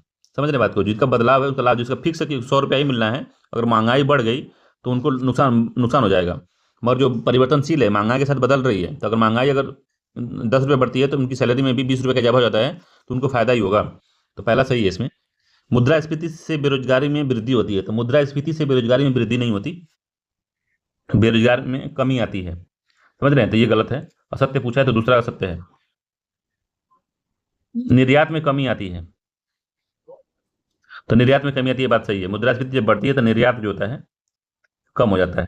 तो मुद्रास्फीति बढ़ने का मतलब है कि जो हमारा धन है, हमारा पैसा है, उसका भाव कम हो जाता है। तो पहले मुद्रास्फीति में पहले 10 रुपये में अगर 20 आम मिलते थे, तो अब 10 रुपये में आपको 15 ही आम मिलेगा। तो हम कहेंगे कि आम की महंगाई हो गई है। तो अब बताइए कि कोई विदेशी व्यक्ति आ रहा है, 10 रुपये अगर लेके आ रहा है, तो वो 20 आम पहले जाता था, तो निर्यात हमारा बढ़ता था। निर्यात बढ़ेगा ना, 20 आम मिलता था उसको। अब जो है महंगाई बढ़ गई तो 10 रुपये लेके आता है, तो 15 आम ही निर्यात हो पाता है या खरीद पाता है। तो वो खरीदना कम कर देगा, क्योंकि 5 आम का घाटा हो जा रहा है उसको। तो इसीलिए निर्यात में कमी आती है। तो असत्य इसमें केवल 2 है कि मुद्रास्फीति बढ़ने से बेरोजगारी दर में वृद्धि होती है, तो बेरोजगारी दर में कमी आती है मुद्रास्फीति से। यही संबंध है मुद्रास्फीति का और बेरोजगारी का व्युत्क्रम संबंध होता है। तो मुद्रास्फीति बढ़ती है तो बेरोजगारी जो है घटती है। तो केवल एक सही है इसमें, ये वाला कि यही सही नहीं है, केवल दो सही नहीं है, ठीक है। बाकी मुद्रास्फीति में विभिन्न वर्गों को क्या क्या प्रभाव पड़ता है। तो उपभोक्ता है, जो कंज्यूमर है, उसको हानि होती है, उपभोक्ता को हानि होती है। सुन लीजिए बस, उपभोक्ता को हानि होती है। ऋणदाता या मनी लेंडर, जो मनी देता है उसको हानि होती है। जो ऋण देता है, जैसे मैंने आपको 2,000 रुपया दिया तो मुझे मुद्रास्फीति हो तो मुझे हानि हो जाएगी, आपको फायदा हो जाएगा। तो ऋणदाता को हानि होती है। सार्वजनिक बचत जब होती है उसमें कमी आती है। आयात में वृद्धि होती है, निर्यात में कमी आती है, रोजगार में वृद्धि होती है, उत्पादक को, जो प्रोड्यूसर होता है, उसको लाभ होता है, बिजनेसमैन को लाभ होता है, कृषक या फार्मर को लाभ होता है, परिवर्तनशील आय वाले को लाभ होता है, ठीक है, वेरिएबल इनकम ग्रुप को लाभ होता है, ठीक है। तो इसका जो है ए वाला सही है, याद रखिएगा इसको। अगला क्वेश्चन है 59 नंबर का, कह रहा है कि कथन और कारण वाला है। कथन कह रहा है कि ब्लू चिप कंपनियों को सुरक्षित निवेश विकल्प माना जाता है। तो ब्लू चिप कंपनियां जो है 8-10 साल से लगातार वो अधिक प्रॉफिट में रहती हैं, तो उनको ब्लू चिप कंपनियां कहते हैं। कारण है इसका कि ब्लू चिप कंपनियों के पास लाभांश भुगतान और स्थिर वृद्धि का एक सुगमतम इतिहास होता है। तो ये बात सही है, दोनों कथन सही है और सही व्याख्या भी कर रहा है। ए वाला आंसर इसका सही है। अगला क्वेश्चन है इसमें 60 नंबर का, कह रहा है कि निम्नलिखित युग पर विचार करना है। तो लॉरेंज वक्र है, गिनी गुणांक है, कुजनेट वक्र है और फिलीपींस वक्र है। तो उपरोक्त में से फिलिप्स वक्र, फिलीपींस नहीं, फिलिप्स वक्र है। उपरोक्त में कौन सा युग सही सुमेलित है, बताना हमको। तो काफी महत्वपूर्ण क्वेश्चन है ये, एग्जाम में मिलान करा सकता है, याद रखिएगा।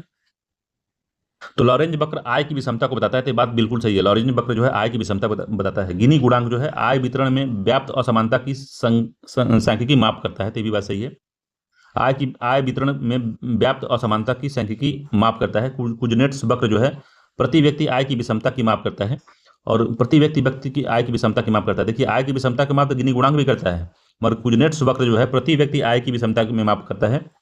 फिलिप्स वक्र बेरोजगारी दर और मुद्रास्फीति के संबंध को दर्शाता है। तो सभी इसमें सुमेलित हैं। डी आंसर इसका सही है। महत्वपूर्ण क्वेश्चन है, याद रखिएगा इसको।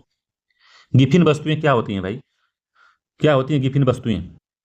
तो गिफिन वस्तुओं के संदर्भ में निम्न कथनों पर विचार करना है और सही बताना है क्या सही है। तो गिफिन वस्तुएं निम्न कोटि की वस्तुएं होती हैं। तो सही बात है, गिफिन वस्तुएं निम्न कोटि की होती हैं। मूल्य में वृद्धि होने पर गिफिन वस्तुओं की मांग बढ़ जाती है। तो जो मूल्य जब बढ़ता है तो गिफिन वस्तुओं की मांग जो होती है बढ़ जाती है। सी आंसर सही है, ठीक है। जैसे गिफिन वस्तुओं में आलू, चावल, ब्रेड आदि आता है, निम्न कोटि की वस्तुएं होती हैं जिनका इसका भाव, जो मांग कीमत बढ़ने पर भी इनकी बढ़ती है, क्योंकि गरीब उपभोक्ता अधिक महंगे विकल्पों को खरीद नहीं पाते और अपनी आय का बड़ा हिस्सा इन आवश्यक वस्तुओं पर ही खर्च करते हैं, ठीक है। गिफिन वस्तुएं वही कहलाती हैं कि गिफिन वस्तुएं निम्न कोटि की वस्तु होती हैं और मूल्य में वृद्धि होने पर लोग जो है इन गिफिन वस्तुओं की, आलू, चावल, ब्रेड को, जो गरीब लोग होते हैं उसकी मांग बढ़ा देते हैं, ठीक है। अगला क्वेश्चन इसमें देख रहे हैं हम लोग 62 नंबर क्वेश्चन है। तो इसमें दोनों कथन सही है, सी वाला आंसर सही है, दोनों कथन।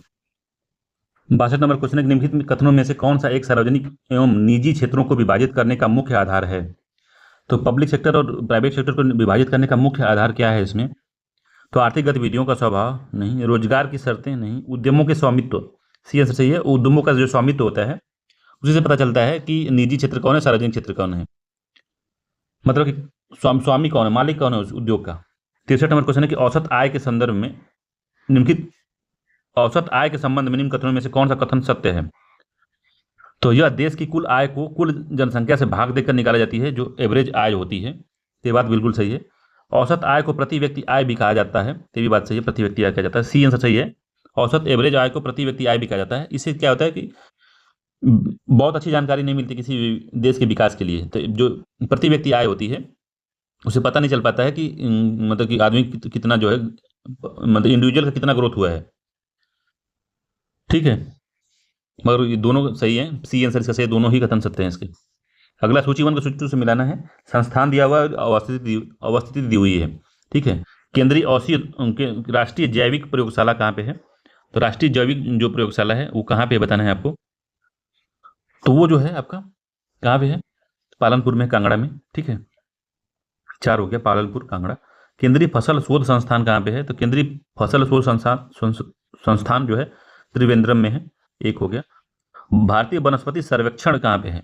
तो ये कोलकाता में है। भारतीय वनस्पति सर्वेक्षण जो है कोलकाता में है, 2 हो गया। और केंद्रीय औषधि शोध संस्थान जो है लखनऊ में है, 3 हो गया। तो 4, 1, 2, 3 इसका सही है। 4, 1, 2, 3 इसका याद रखिएगा, इंपॉर्टेंट है, एग्जाम में मिलान कराता है। अगला, उत्तर प्रदेश सरकार की सर्वाधिक आय निम्न में से किन से प्राप्त होती है? तो उत्तर प्रदेश सरकार की जो सर्वाधिक आय है वो किससे प्राप्त होती है? तो राज्य का अपना कर राजस्व। तो राज्य का अपना कर राजस्व 37.1% है। ठीक है। केंद्र सरकार का जो अंतरण है वो 30% है। ठीक है। सार्वजनिक ऋण प्राप्तियां जो हैं वो 15% के आसपास है, और केंद्रीय अनुदान जो है 12% है। तो सर्वाधिक जो आय कहाँ से हो रही है? तो राज्य का अपना जो कर राजस्व है उससे होता है। 37% राज्य का कर राजस्व। ए आंसर सही है। अगला, कथन कारण कथन नहीं है। 66 नंबर क्वेश्चन है कि आर्थिक विकास सामान्यतः युग्मित होता है किससे भैया? तो स्फीति से, स्टैगफ्लेशन के साथ, अपस्फीति के साथ, इनमें से कोई नहीं। तो आर्थिक विकास हमेशा जो है महंगाई से रिलेट होता है। याद रखिएगा, महंगाई से रिलेट होता है। ए आंसर सही है। जब वस्तुओं की महंगाई बढ़ती, वस्तुओं की मांग में वृद्धि होती है तो साथ ही आय में भी वृद्धि होती है। यही कारण है कि आर्थिक विकास सामान्यतः स्फीति के साथ युग्मित होता है या जुड़ा होता है। अगला है 67 नंबर का कि निम्नलिखित कथन में विचार करना है और बताना है कि अभिकथन और कारण दिया हुआ है, कौन सा कथन सत्य है। तो अगला कि राज्य वित्त आयोग वित्तीय आवंटन के सिद्धांत के बारे में राज्यपाल को सिफारिश करता है। ठीक है। तो ये बात जो है बिल्कुल सही है।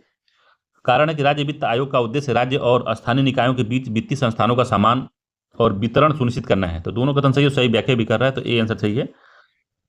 तो जो राज्य वित्त आयोग है एक संवैधानिक निकाय है, किसके अंतर्गत है? तो ये जो है हमारे पंचायती राज के अंदर भी है, और नगर निगम वाले, क्या कहते हैं उसको, पंचायती राज वाले से भी संबंधित है, और शहरी निकाय वालों से भी संबंधित है, जो उनका एक्ट था।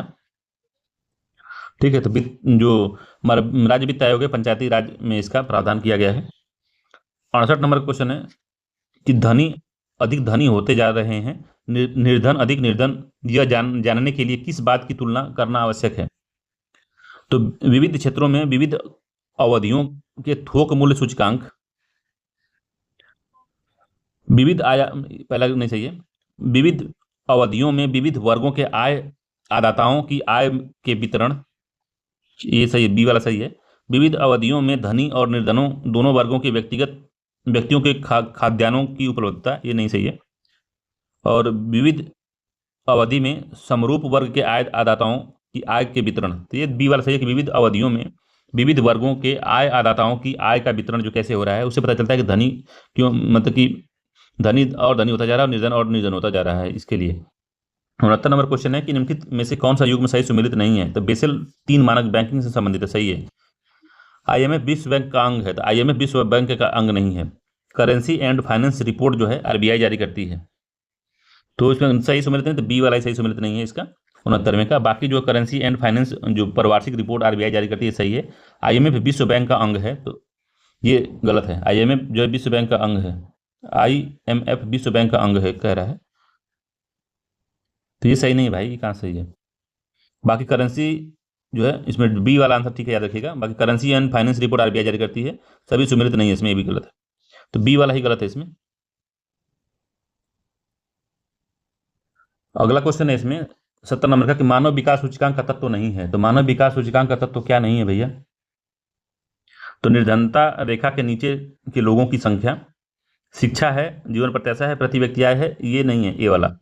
तो जो बीपीएल बिलो पॉवर्टी लाइन की जनसंख्या, ये इसमें शामिल नहीं है। मानव विकास सूचकांक का तत्व नहीं है। शिक्षा है, जीवन प्रत्याशा है, और प्रति व्यक्ति आय इसका जो है तत्व है। अगला क्वेश्चन इसमें सूची 1 को सूची 2 से मिलाना है, बताना है क्या सही है। तो जनसंख्या का महाविभाजन वर्ष कब कहा जाता है? तो जनसंख्या का महाविभाजन वर्ष जो है 1921 को कहा जाता है। ठीक है, 3 हो गया इसका। थोक मूल्य सूचकांक का आधार वर्ष कब है? तो 2011-12 है। थोक मूल्य सूचकांक का आधार वर्ष जो है 2011-12 है, 1 हो गया। सेल की स्थापना कब हुई थी? तो सेल जो है उसकी स्थापना कब हुई थी? तो सेल की स्थापना 1974 में हुई थी। ठीक है, 2 हो गया। सेबी की स्थापना कब हुई थी? तो 1988 में सेबी की स्थापना हुई थी, 1988। 4 हो गया। तो 3, 1, 2, 4 सही है, 3, 1, 2, 4 सी वाला उत्तर जो है इसका बिल्कुल सही है। अगला कि भारत सरकार द्वारा प्रारंभ की गई सीडीपी सुरक्षा के संदर्भ में कौन सा कथन सही है? कूट के माध्यम से हमको बताना है कि कौन सा कथन जो है सही है। तो पहला है कि यह क्लस्टर विकास कार्यक्रम के तहत प्रारंभ किया गया एक डिजिटल प्लेटफॉर्म है। तो सीडीपी जो सुरक्षा है, ये यही पहला क्लस्टर विकास कार्यक्रम के तहत ये डिजिटल प्लेटफॉर्म है। इसके माध्यम से बागानी किसानों को सब्सिडी वितरित की जाएगी, ये भी बात सही है। तीसरा, यह platform national payment corporation of India limited E RUPI voucher का प्रयोग करके किसानों के बैंक खातों में सीधे सब्सिडी भेजेगा। तो सही कथन पूछा तो तीनों ही कथन सही है, ए वाला आंसर सही है, तीनों ही कथन सत्य हैं इसके। अगला है 73 नंबर क्वेश्चन, कह रहा है कि सूची 1 को सूची 2 से मिलाना है, समिति दी हुई है, कार्य क्षेत्र दिया हुआ है। तो बांचू समिति काफी इंपॉर्टेंट है, ये प्रत्यक्ष कर से संबंधित थी, पहला हो गया। दंते वाला समिति जो थी वो बेरोजगारी से संबंधित थी, 2 हो गया। दत्त समिति जो थी वो औद्योगिक लाइसेंस से संबंधित थी, 3 हो गया। और नरेश चंद्र समिति थी कारपोरेट गवर्नेंस से संबंधित थी, तो 4 हो गया। तो 1 2 3 4 सही है, इसका ए वाला आंसर सही है, याद रखिएगा, इंपॉर्टेंट है। अगला है निम्नलिखित में से किस बजट को सनसेट बजट सिस्टम कहा जाता है। तो सनसेट बजट सिस्टम कहा जाता है किस बजट प्रणाली को, तो आम बजट को, निष्पादन बजट को, आउटकम बजट को, जीरो बेस बजट को। तो सनसेट बजट जिसको कहा जाता है, जीरो बेस बजट को सनसेट बजट कहा जाता है। तो जीरो बेस बजट प्रणाली में व्यय पर अंकुश लगाने की तार्किक प्रणाली है। इस प्रणाली में हर बार बिल्कुल नए सिरे से बजट तैयार किया जाता है तथा विगत व्ययों के विचार का कोई भी आधार नहीं बनाया जाता। विगत व्यय को भावी व्यय के लिए तर्क के रूप में स्वीकार नहीं किया जाता। इस प्रणाली में सूर्यास्त बजट प्रणाली या सनसेट सिस्टम भी कहते हैं, जिसका अर्थ है कि वित्तीय वर्ष में सूर्यास्त से पूर्व प्रत्येक विभाग को एक शून्य आधारित बजट प्रस्तुत करना होता है। तो प्रत्येक जो विभाग है जिनको बजट से पैसा लेना है, अपना पिछला बजट जो है उसको प्रस्तुत करेंगे, छोटा निम्न बना के देंगे कि हमने अपना पैसा कहाँ खर्चा किया और जीरो कर दिया उसको यूज करके, ठीक है। तो जीरो बेस बजट है वो। 75 नंबर क्वेश्चन है कि महात्मा गांधी राष्ट्रीय ग्रामीण रोजगार गारंटी योजना की मजदूरी दरों में हाल ही में परिवर्तन किया गया है। इस योजना की मजदूरी दरों निम्नलिखित में से किस आधार पर संशोधित की जाती है। तो जो मनरेगा है तो उसकी जो उसमें जो मजदूरी दी जाती है उसको चेंज किया गया है, संशोधित किया गया है। तो संशोधन का आधार क्या है, किस आधार पर संशोधन किया गया है। तो थोक मूल्य सूचकांक पे नहीं, बाजार मूल्य सूचकांक पे नहीं, उपभोक्ता मूल्य सूचकांक पे, ग्रामीण श्रमिक पे नहीं, उपभोक्ता मूल्य सूचकांक कृषि श्रमिक पे, ठीक है। सीपीआई है, consumer price index agriculture labour L पे, इसको चेंज किया गया है। डी आंसर से, बहुत महत्वपूर्ण क्वेश्चन है ये, ताकि क्वेश्चन पूछेगा, यूपीएससी लेवल का क्वेश्चन है, पूछ सकता है। तो केंद्रीय ग्रामीण विकास मंत्रालय ने मनरेगा 2005 की धारा के 6 की उपधारा 1 में श्रमिकों के लिए विशिष्ट वेतन दरें निर्धारित करने की बात का प्रावधान किया गया है, उसी में संशोधन किया गया है। और जो है उपभोक्ता मूल्य सूचकांक कृषि श्रमिक में परिवर्तन के जवाब में निर्धारित की जाती है, जो कि ग्रामीण क्षेत्र में मुद्रास्फीति की दर को मापता है, ठीक है। अगला है एशियाई आधारिक संरचना निवेश बैंक AIIB के संदर्भ में निम्न कथनों पर विचार करना है, क्या सही है। तो इसका परिचालन जनवरी 2016 से प्रारंभ हुआ है। तो इसका परिचालन जनवरी 2016 से प्रारंभ हुआ, ये बात सही है। इसका मुख्यालय बीजिंग में है, तो हाँ, इसका मुख्यालय बीजिंग में ही है। वर्तमान में इसके सदस्यों की संख्या 100 से अधिक है, तो हाँ 100 से अधिक है।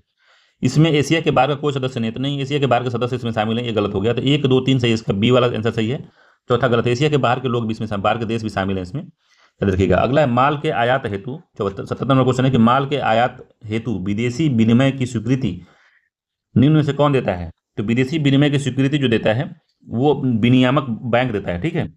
तो किसी भी माल के आयात हेतु आयातक विदेशी विनिमय की प्राप्ति के लिए भारतीय रिजर्व बैंक द्वारा अधिकृत विनिमय बैंक के माध्यम से स्वीकृति प्रदान करते हैं। तो विनिमय बैंक के माध्यम से करते हैं, जिसका देखरेख RBI करता है।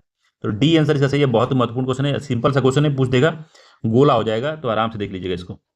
अगला है निम्नलिखित में कौन सी विदेशी मुद्रा कोष सम्मिलित होती है। विदेशी मुद्रा कोष जो होता है, जिसको हम फॉरेक्स रिजर्व कहते हैं, फॉरेक्स रिजर्व में क्या क्या शामिल किया जाता है। तो विदेशी मुद्रा परिसंपत्ति शामिल की जाती है, स्वर्ण कोष भी शामिल किया जाता है, विशेष आहरण अधिकार जो है, स्पेशल ड्राइंग राइट भी इसमें दिया जाता है, और मुद्रा कोष जो होता है IMF है के पास रिजर्व संपत्तियां भी इसमें शामिल की जाती हैं। तो 1 2 3 4 सभी इसमें शामिल किए जाते हैं, डी आंसर इसका सही है।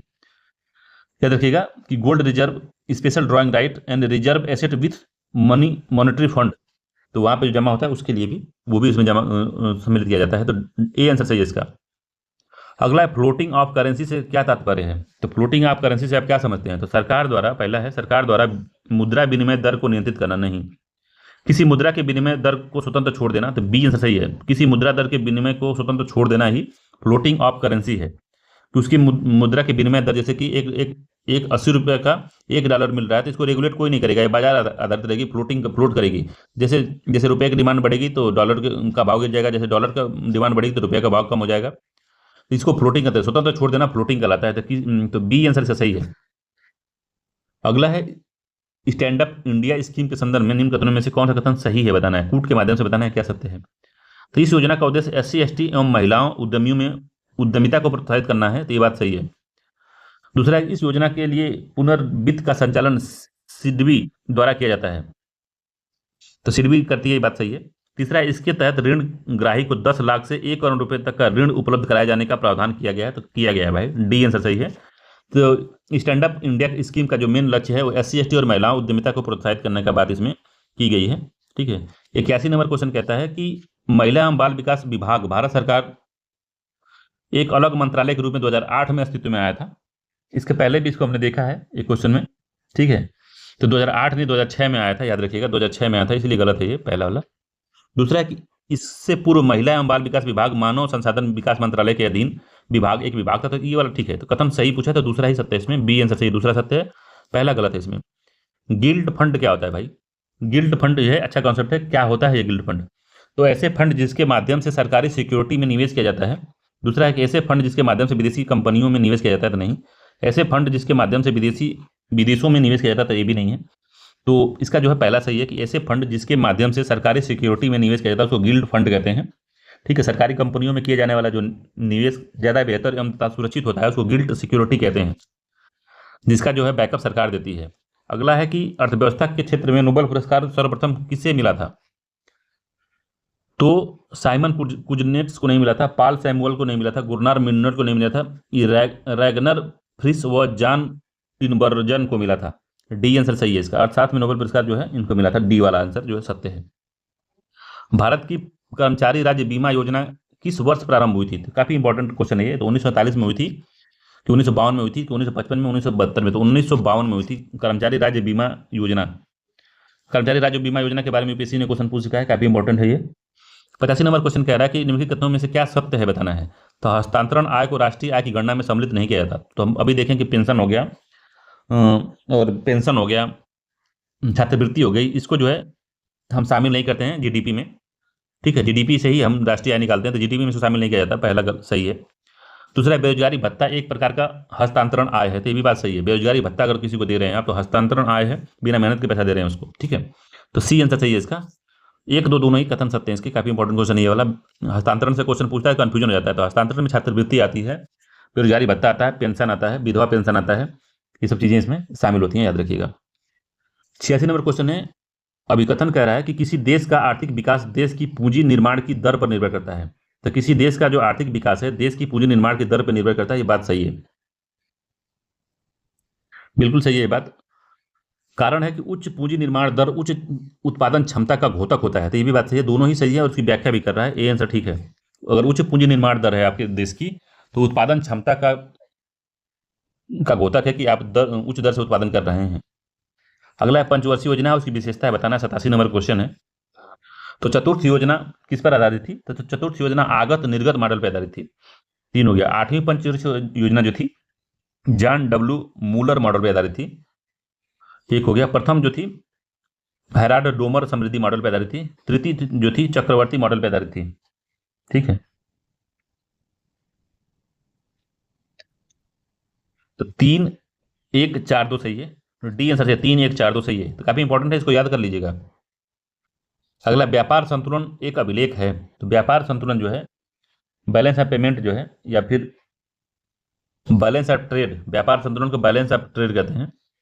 तो क्या है? तो वित्तीय अस्तियों के आयात एवं निर्यात हैं, ये गलत है। दूसरा, माल के निर्यात मूल्य से आयात मूल्य को घटाकर जो बचता है वही होता है व्यापार संतुलन, तो इसका बी वाला आंसर सही है। तो कितना हम निर्यात कर रहे हैं उसका मूल्य, कितना हम आयात कर रहे हैं उसका मूल्य जब हम घटाते हैं तो उसमें निगेटिव में आएगा या पॉजिटिव में आएगा, तो उसको ही हम व्यापार संतुलन कहते हैं, इसका बी आंसर सही है, व्यापार संतुलन। 89 नंबर क्वेश्चन है कि निम्नलिखित में से कौन सी एक मुद्रास्फीति के लिए उत्तरदायी सरकार की नीति नहीं है? तो हिनार्थ प्रबंधन, उदार खास नीति, प्रगतिशील कराधान, प्रतिगामी कराधान। तो क्या नहीं है पूछ रहा है, काफी इंपॉर्टेंट क्वेश्चन है ये। तो जब हिनार्थ प्रबंधन करते हैं, उधार लेके हम अपने जो हिनार्थ प्रबंधन उधार लेके हम उधार को चुकाते हैं जब, तो क्या करता है कि एक तरह से ये महंगाई को बढ़ाता है, ठीक है। उदार खास नीति मतलब कि साख नीति मतलब कि हम किसी को लोन देना है तो लोन सस्ता कर देते हैं, तभी महंगाई बढ़ती है। प्रतिगामी कराधान या प्रगतिशील जो कराधान होता है, तो रिग्रेसिव जो प्रगतिशील या रिग्रेसिव जो टैक्सेशन होता है वो क्या करता है, वो महंगाई मुद्रास्फीति के लिए उत्तरदायी सरकार की नीति नहीं है। तो सी वाला इसका आंसर सही है। बाकी प्रतिगामी जो है ये इसका नीति का भाग है, ठीक है। तो सी वाला आंसर इसका सही है, ठीक है। तो मुद्रास्फीति वह स्थिति है जिसमें कीमत स्तर में वृद्धि होती है तथा मुद्रा का मूल्य गिरता है। ऋणार्थ प्रबंधन, उदार ऋण व खास नीति, साख नीति जो होती है, उदार ऋण एवं साख नीति, प्रतिगामी कराधान, कठोर उद्योग नीति इत्यादि मुद्रास्फीति के लिए उत्तरदायी सरकार की नीति है। प्रगतिशील कराधान नीति इसमें सम्मिलित नहीं हो जाती, क्योंकि सी आंसर इसका सही है। 90 नंबर क्वेश्चन है कि उल्टा यू आकारित आय वितरण की परिकल्पना किसने दी थी? तो साइमन कुजनेट्स ने दी थी। डी आंसर सही है इसका। साइमन कुजनेट्स ने कहा था कि उल्टा यू आकार की जो यू आकारित आय वितरण परिकल्पना साइमन कुजनेट्स ने दी थी, याद रखिएगा। साइमन कुजनेट्स के अनुसार प्रति व्यक्ति आय की वृद्धि के साथ प्रारंभ में आय की विषमता बढ़ती है तथा बाद में आय की वृद्धि के साथ आय वितरण की विषमता कम होती है। इस संबंध में कुजनेट्स ने उल्टा यू आकार का जो दिया था, तो उल्टा यू कहीं भी आए, या तो इससे उल्टा यू अगर अब पर्यावरण की दृष्टि से आता तो पर्यावरण में भी साइमन कुजनेट्स ने दिया था अपना विचार, और ये आकारिक आय वितरण में भी अगर उल्टा यू बनता है तो कुजनेट्स ही आएगा इसका आंसर, ठीक है। तो इन्वायरमेंट से भी संबंधित है और अर्थव्यवस्था भी से संबंधित है। 91 नंबर क्वेश्चन है कि निम्नलिखित में से कौन गरीबी मापन से संबंधित नहीं है? तो गरीबी मापन से संबंधित कौन सा नहीं है बताना है हमको। तो लॉरेंज वक्र गरीबी मापन से संबंधित है। लाफर वक्र जो है, लाफर वक्र या लाफर कर जो प्रतिपादन लाफर ने किया था इसका, जो कि कर की दरों और सरकार द्वारा प्राप्त राजस्व के माध्यम को दर्शाता है। तो टैक्स और गवर्नमेंट का जो रेवेन्यू होता है टैक्स से, उसको दर्शाता है कि टैक्स का कितना हम भाव रखें कि गवर्नमेंट से को ज़्यादा से ज़्यादा हमको राजस्व इकट्ठा कर सके। तो लॉरेंज वक्र बताता है ये।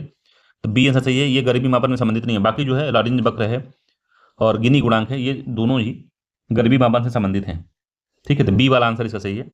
अगला क्वेश्चन इसमें सूची 1 को सूची 2 से मिलाना है। ये काफ़ी महत्वपूर्ण है, इस तरह से हर एग्जाम में यूपी पीसीएस के पूछता है।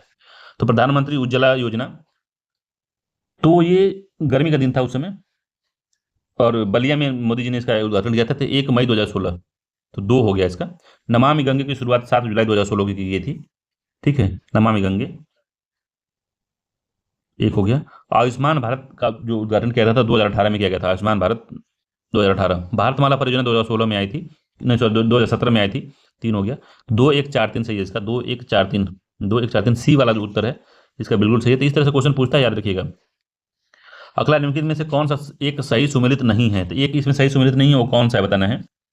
तो रेखा समिति जो थी अप्रत्यक्ष कर संबंधित थी, ये बात सही है।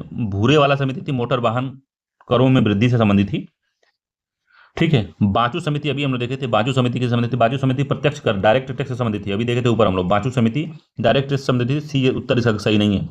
ये घोष समिति जो थी बैंकों के धोखाधड़ी को रोकने के उद्देश्य से एक घोष समिति बनाई गई थी। अगला क्वेश्चन है इसमें कि घाटे की वित्त व्यवस्था के संदर्भ में निम्न कथन में से क्या सत्य है? तो घाटे की वित्त व्यवस्था का मतलब क्या होता है? इस स्थिति में सरकार का व्यय सरकार की आय से अधिक हो जाता है, ये बात सही है। मुद्रा की आपूर्ति वस्तुओं एवं सेवाओं की तुलना में अधिक होती है, ये भी बात सही है। तो 94 नंबर का जो है सी आंसर सही, दोनों ही कथन सही है। घाटे की वित्त व्यवस्था में क्या करती है सरकार? तो कम आय है उसका 100 रुपया, उसका अब खर्च करेगी 150 रुपया। तो क्या होता है कि मुद्रा की आपूर्ति जो है वस्तुओं और सेवाओं की तुलना में अधिक हो जाती है। तो अब 50 रुपया जो है अधिक हमने क्या कर दिया, मार्केट में फ्लो कर दिया, पैसे को डाल दिया पैसे को, इससे महंगाई बढ़ सकती है, ठीक है। तो इसका दोनों ही कथन सही है, सी वाला उत्तर सही है। अगला है कि भेदिया कारोबार क्या है? तो भेदिया कारोबार क्या है भाई? तो इनसाइडर ट्रेडिंग क्या है? इनसाइडर ट्रेडिंग जो होती है वो क्या है? तो निर्यात को बढ़ावा देने हेतु मुद्रा का अवमूल्यन नहीं, शेयर घोटाले की पूर्ति हेतु बांड जारी करना भी नहीं है, प्रतिभूति के संबंध में महत्वपूर्ण गैर सार्वजनिक जानकारी तक पहुंच रखने वाले किसी व्यक्ति द्वारा प्रतिभूति की खरीद बिक्री ही जो है भेदिया या इनसाइडर ट्रेडिंग कहलाती है। तो इसका सी वाला उत्तर जो है वो काफी सही है, सी वाला। अगला क्वेश्चन है कि अमर्त्य सेन को कल्याणकारी अर्थव्यवस्था के लिए नोबेल पुरस्कार किस वर्ष प्रदान किया गया था? तो वो उनको 1998 में प्रदान किया गया था, डी आंसर सही है। 1998 में नोबेल पुरस्कार जो प्रदान किया गया था, किस लिए? कल्याणकारी अर्थव्यवस्था के लिए नोबेल पुरस्कार दिया गया था उनको। 97 नंबर क्वेश्चन कह रहा है कि सकल राष्ट्रीय उत्पाद में मूल्यह्रास को जोड़ देते हैं तो शुद्ध राष्ट्रीय आय या शुद्ध राष्ट्रीय उत्पाद प्राप्त होता है। तो कथन सही पूछा था, ये गलत है, घटा देने में मिलता है, ठीक है। कि सकल राष्ट्रीय उत्पाद में मूल्यह्रास को घटाने पे हमको शुद्ध राष्ट्रीय उत्पाद प्राप्त होता है। तो मूल्यह्रास क्या होता है? पहले इसको समझिए, मूल्यह्रास होता क्या है, पहले देख लेते हैं उस पूरा क्वेश्चन को। दूसरा है साधारण लागत पर शुद्ध राष्ट्रीय आय को ही राष्ट्रीय आय कहते हैं। साधारण लागत पर शुद्ध राष्ट्रीय उत्पाद को ही राष्ट्रीय आय कहते हैं। दूसरा वाला कथन सही है, तो बी उत्तर सही है इसका।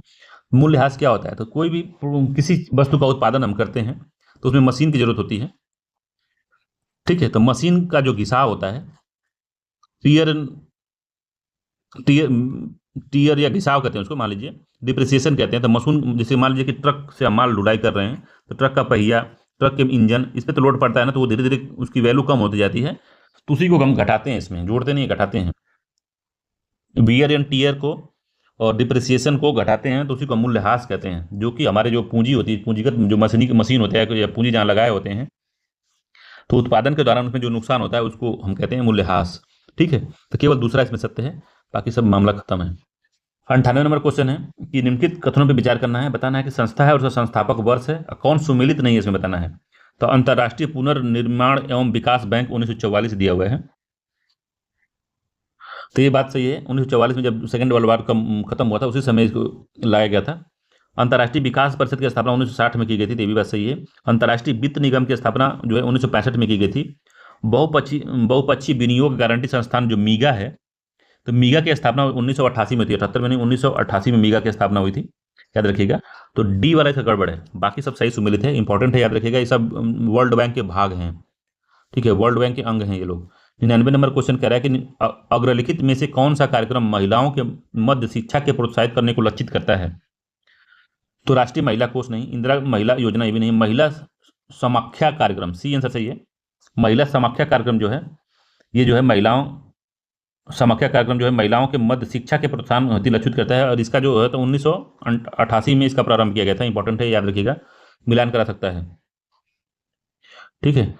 100 नंबर क्वेश्चन है कि हवाला लेन देन को भारत के किस अधिनियम के अंतर्गत बंद कर दिया गया। तो फेरा है, फेमा है, FRBM है और AFSPA है। तो फेमा के साथ बंद किया गया। फेमा जो है फॉरेन एक्सचेंज क्या कहते हैं इसको, फुल फॉर्म क्या होता है इसका, तो फेमा जो है फॉरेन एक्सचेंज मैनेजमेंट एक्ट शायद है फेमा, तो याद रखिए फेमा शॉर्ट फॉर्म में पूछता है बार बार, तो फेमा में बी आंसर सही है इसका, फेमा। अगला क्वेश्चन है कि संसद में बजट पारित होने की विभिन्न अवस्थाएं होती हैं, जिसमें क्रमशः बजट की प्रस्तुति, आम चर्चा, वित्तीय विभाग समितियों द्वारा जांच प्रथम 3 चरण में होता है। निम्नलिखित में विकल्पों में से अगले 3 क्रमशः चरणों की पहचान करें।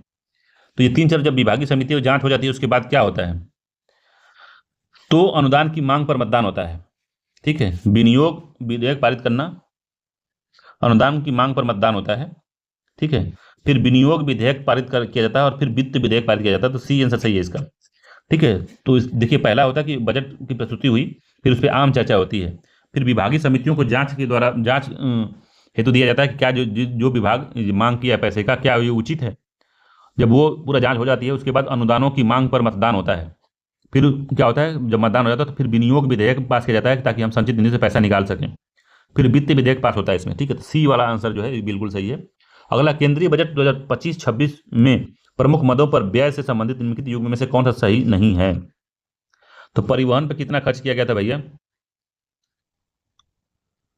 तो परिवहन पे 5,48,649 करोड़ रुपया खर्च किया गया था। प्रमुख सब्सिडी पे 3,83,407 रुपये खत्म किया गया। पेंशन पे 2,76,618 रुपये खर्चा किया गया। रक्षा पे 2,33,211 रुपये लिखा है, तो रक्षा पे 4,91,732 करोड़ रुपया जो है खर्चा किया गया था, तो डी वाला सही नहीं है, ठीक है। सर्वाधिक खर्चा जो है हमारे परिवहन पे किया गया है, याद रखिएगा।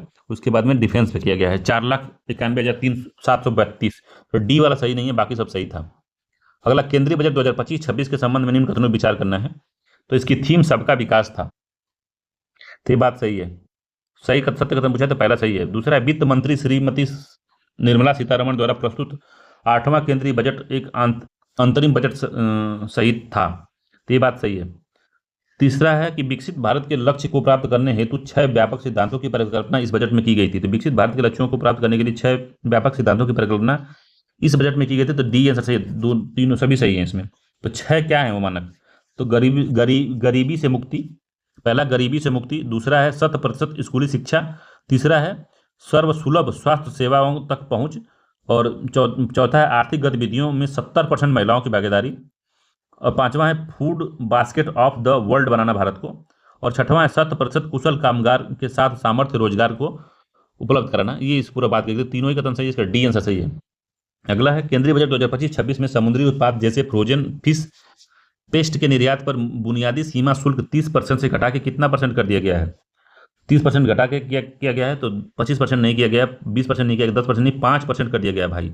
तो 25% की कटौती की गई है इसमें। सी आंसर से 5% कर दिया गया है।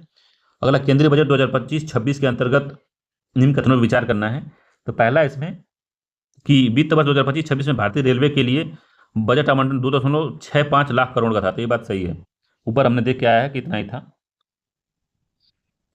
भारतीय रेलवे में वित्त वर्ष 2025-26 के अंत तक 100% वित्तीय 100% विद्युतीकरण के कार्य को पूरा कर लेगा। तो दोनों ही कथन सही हैं। 2025-26 तक 100% रेलवे जो है इलेक्ट्रिसिटी से चलने लगेगी, ये बात का जो है काम किया जा रहा है। 106 नंबर क्वेश्चन है केंद्रीय बजट 2025-26 में प्रस्तुत किए गए करते समय वित्त मंत्री ने एमएसएमई को विकास का दूसरा पावर इंजन बताया था, क्योंकि देश के कुल निर्यात में इसका योगदान कितना है? तो एमएसएमई का जो देश के निर्यात में योगदान कितना है, काफी इंपॉर्टेंट क्वेश्चन है ये। तो 45% अकेले योगदान निर्यात करता है एमएसएमई। तो केंद्रीय बजट 2025-26 में प्रस्तुत करते समय जो बताया गया कि 45% का योगदान जो है एमएसएमई का, इसलिए इसको दूसरा पावर इंजन बताया गया है। 106 का 45% है, याद रखिएगा, डिटो क्वेश्चन पूछ सकता है। अगला है कि केंद्रीय बजट 2025-26 में प्रमुख योजनाएं निकाली गई हैं, उसका उद्देश्य क्या है? 107 नंबर का क्वेश्चन है। सक्षम आंगनबाड़ी पोषण 2.0 क्या है?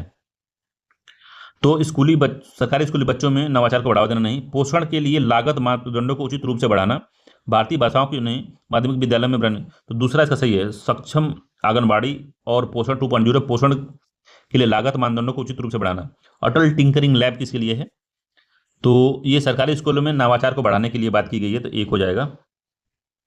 ठीक है, बाकी भारतीय नेट परियोजना क्या है? तो इसके माध्यम से हम माध्यमिक विद्यालयों में ब्रॉड कनेक्टिविटी हम प्रोवाइड करेंगे, तो 4 हो गया। तो भारतीय भाषा पुस्तक योजना के तहत जो है भारतीय भाषाओं के पुस्तक को डिजिटल रूप में उपलब्ध हम कराएंगे, 3 हो गया। तो 2, 1, 4, 3 सही है इसका, 2, 1, 4, 3 ये वाला जो उत्तर है तो बिल्कुल सही है, इसका याद रखिएगा। अगला है केंद्रीय बजट 2025-26 में क्या सम्मिलित है? तो क्या सम्मिलित है भाई, इसको बताना है आपको। तो राज्य खनन सूचकांक की स्थापना की जाएगी, तो सही की जाएगी भाई। फसल जन द्रव्य क्रॉप जर्म प्लांट के लिए देश के दूसरे जीन बैंक की स्थापना की जाएगी, ये बात सही है, देश में दूसरे जीन बैंक की स्थापना की जाएगी। पहला कि बीमा क्षेत्र में प्रत्यक्ष विदेशी निवेश को या एफडीआई को बढ़ा के 75% से 100% कर दिया गया कि विदेशी निवेश अब 100% बीमा क्षेत्र में कर सकते हैं। तो तीनों ही कथन सही है, बहुत ही महत्वपूर्ण क्वेश्चन है, याद रखिएगा, ये करंट अफेयर्स का क्वेश्चन है। 109 नंबर क्वेश्चन है कि केंद्रीय बजट 2025-26 में पूंजीगत व्यय जीडीपी का 3.1% है। तो पूंजीगत जो व्यय है जीडीपी का 3.1% है, ये बात बिल्कुल सही है, 3.1% है, याद रखिएगा। केंद्रीय बजट 2025-26 में भारत सरकार की आय के स्रोत में सबसे अधिक हिस्सेदारी जो है उधारी एवं अन्य देयताओं की है।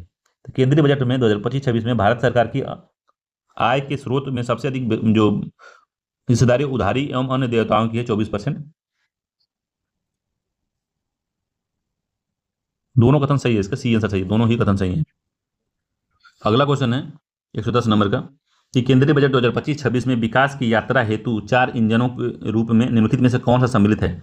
तो विकास के 4 इंजन जो हैं बताए गए हैं, वो कौन सा इसमें जो सम्मिलित है? तो कृषि तो है ही, टेक्नोलॉजी को नहीं शामिल किया गया है, एमएसएमई को शामिल किया गया है, ठीक है, 100% शिक्षा को नहीं शामिल किया गया है, निर्यात को शामिल किया गया है और निवेश को शामिल किया गया है। तो कृषि है, एमएसएमई है, निर्यात है, निवेश है, डी आंसर इसका सही है, 1, 3, 5, 4 है। तो 2025-26 में विकास यात्रा है, तो 4 इंजन में कृषि, एमएसएमई, निर्यात और निवेश, काफी इंपॉर्टेंट क्वेश्चन है, वेरी वेरी महत्वपूर्ण क्वेश्चन है, याद रखिएगा इसको, इंपॉर्टेंट है याद। अगला है आर्थिक समीक्षा 2024-25 के संबंध में निम्न कथनों पर विचार करना है। पहला है कि भारत की वास्तविक जीडीपी 6.4% रही है, तो गलत है। भारत की वास्तविक जीडीपी 6.4 रही थी, ये बात सही है। दूसरा है कि वर्ष 2024-25 में कृषि क्षेत्र में 3.8% की वृद्धि का अनुमान है, तो ये भी बात सही है, दोनों ही सही है। तो कथनों में विचार करना और सत्य कथन चुनना है, तो कोई असत्य नहीं है, डी वाला आंसर सही है, कोई भी असत्य नहीं है इसका, डी, दोनों ही सत्य हैं। तो जीडीपी वृद्धि 6.4 रही भारत की वास्तविक जीडीपी, और 2024-25 में कृषि क्षेत्र में 3.8% की वृद्धि का अनुमान लगाया गया था।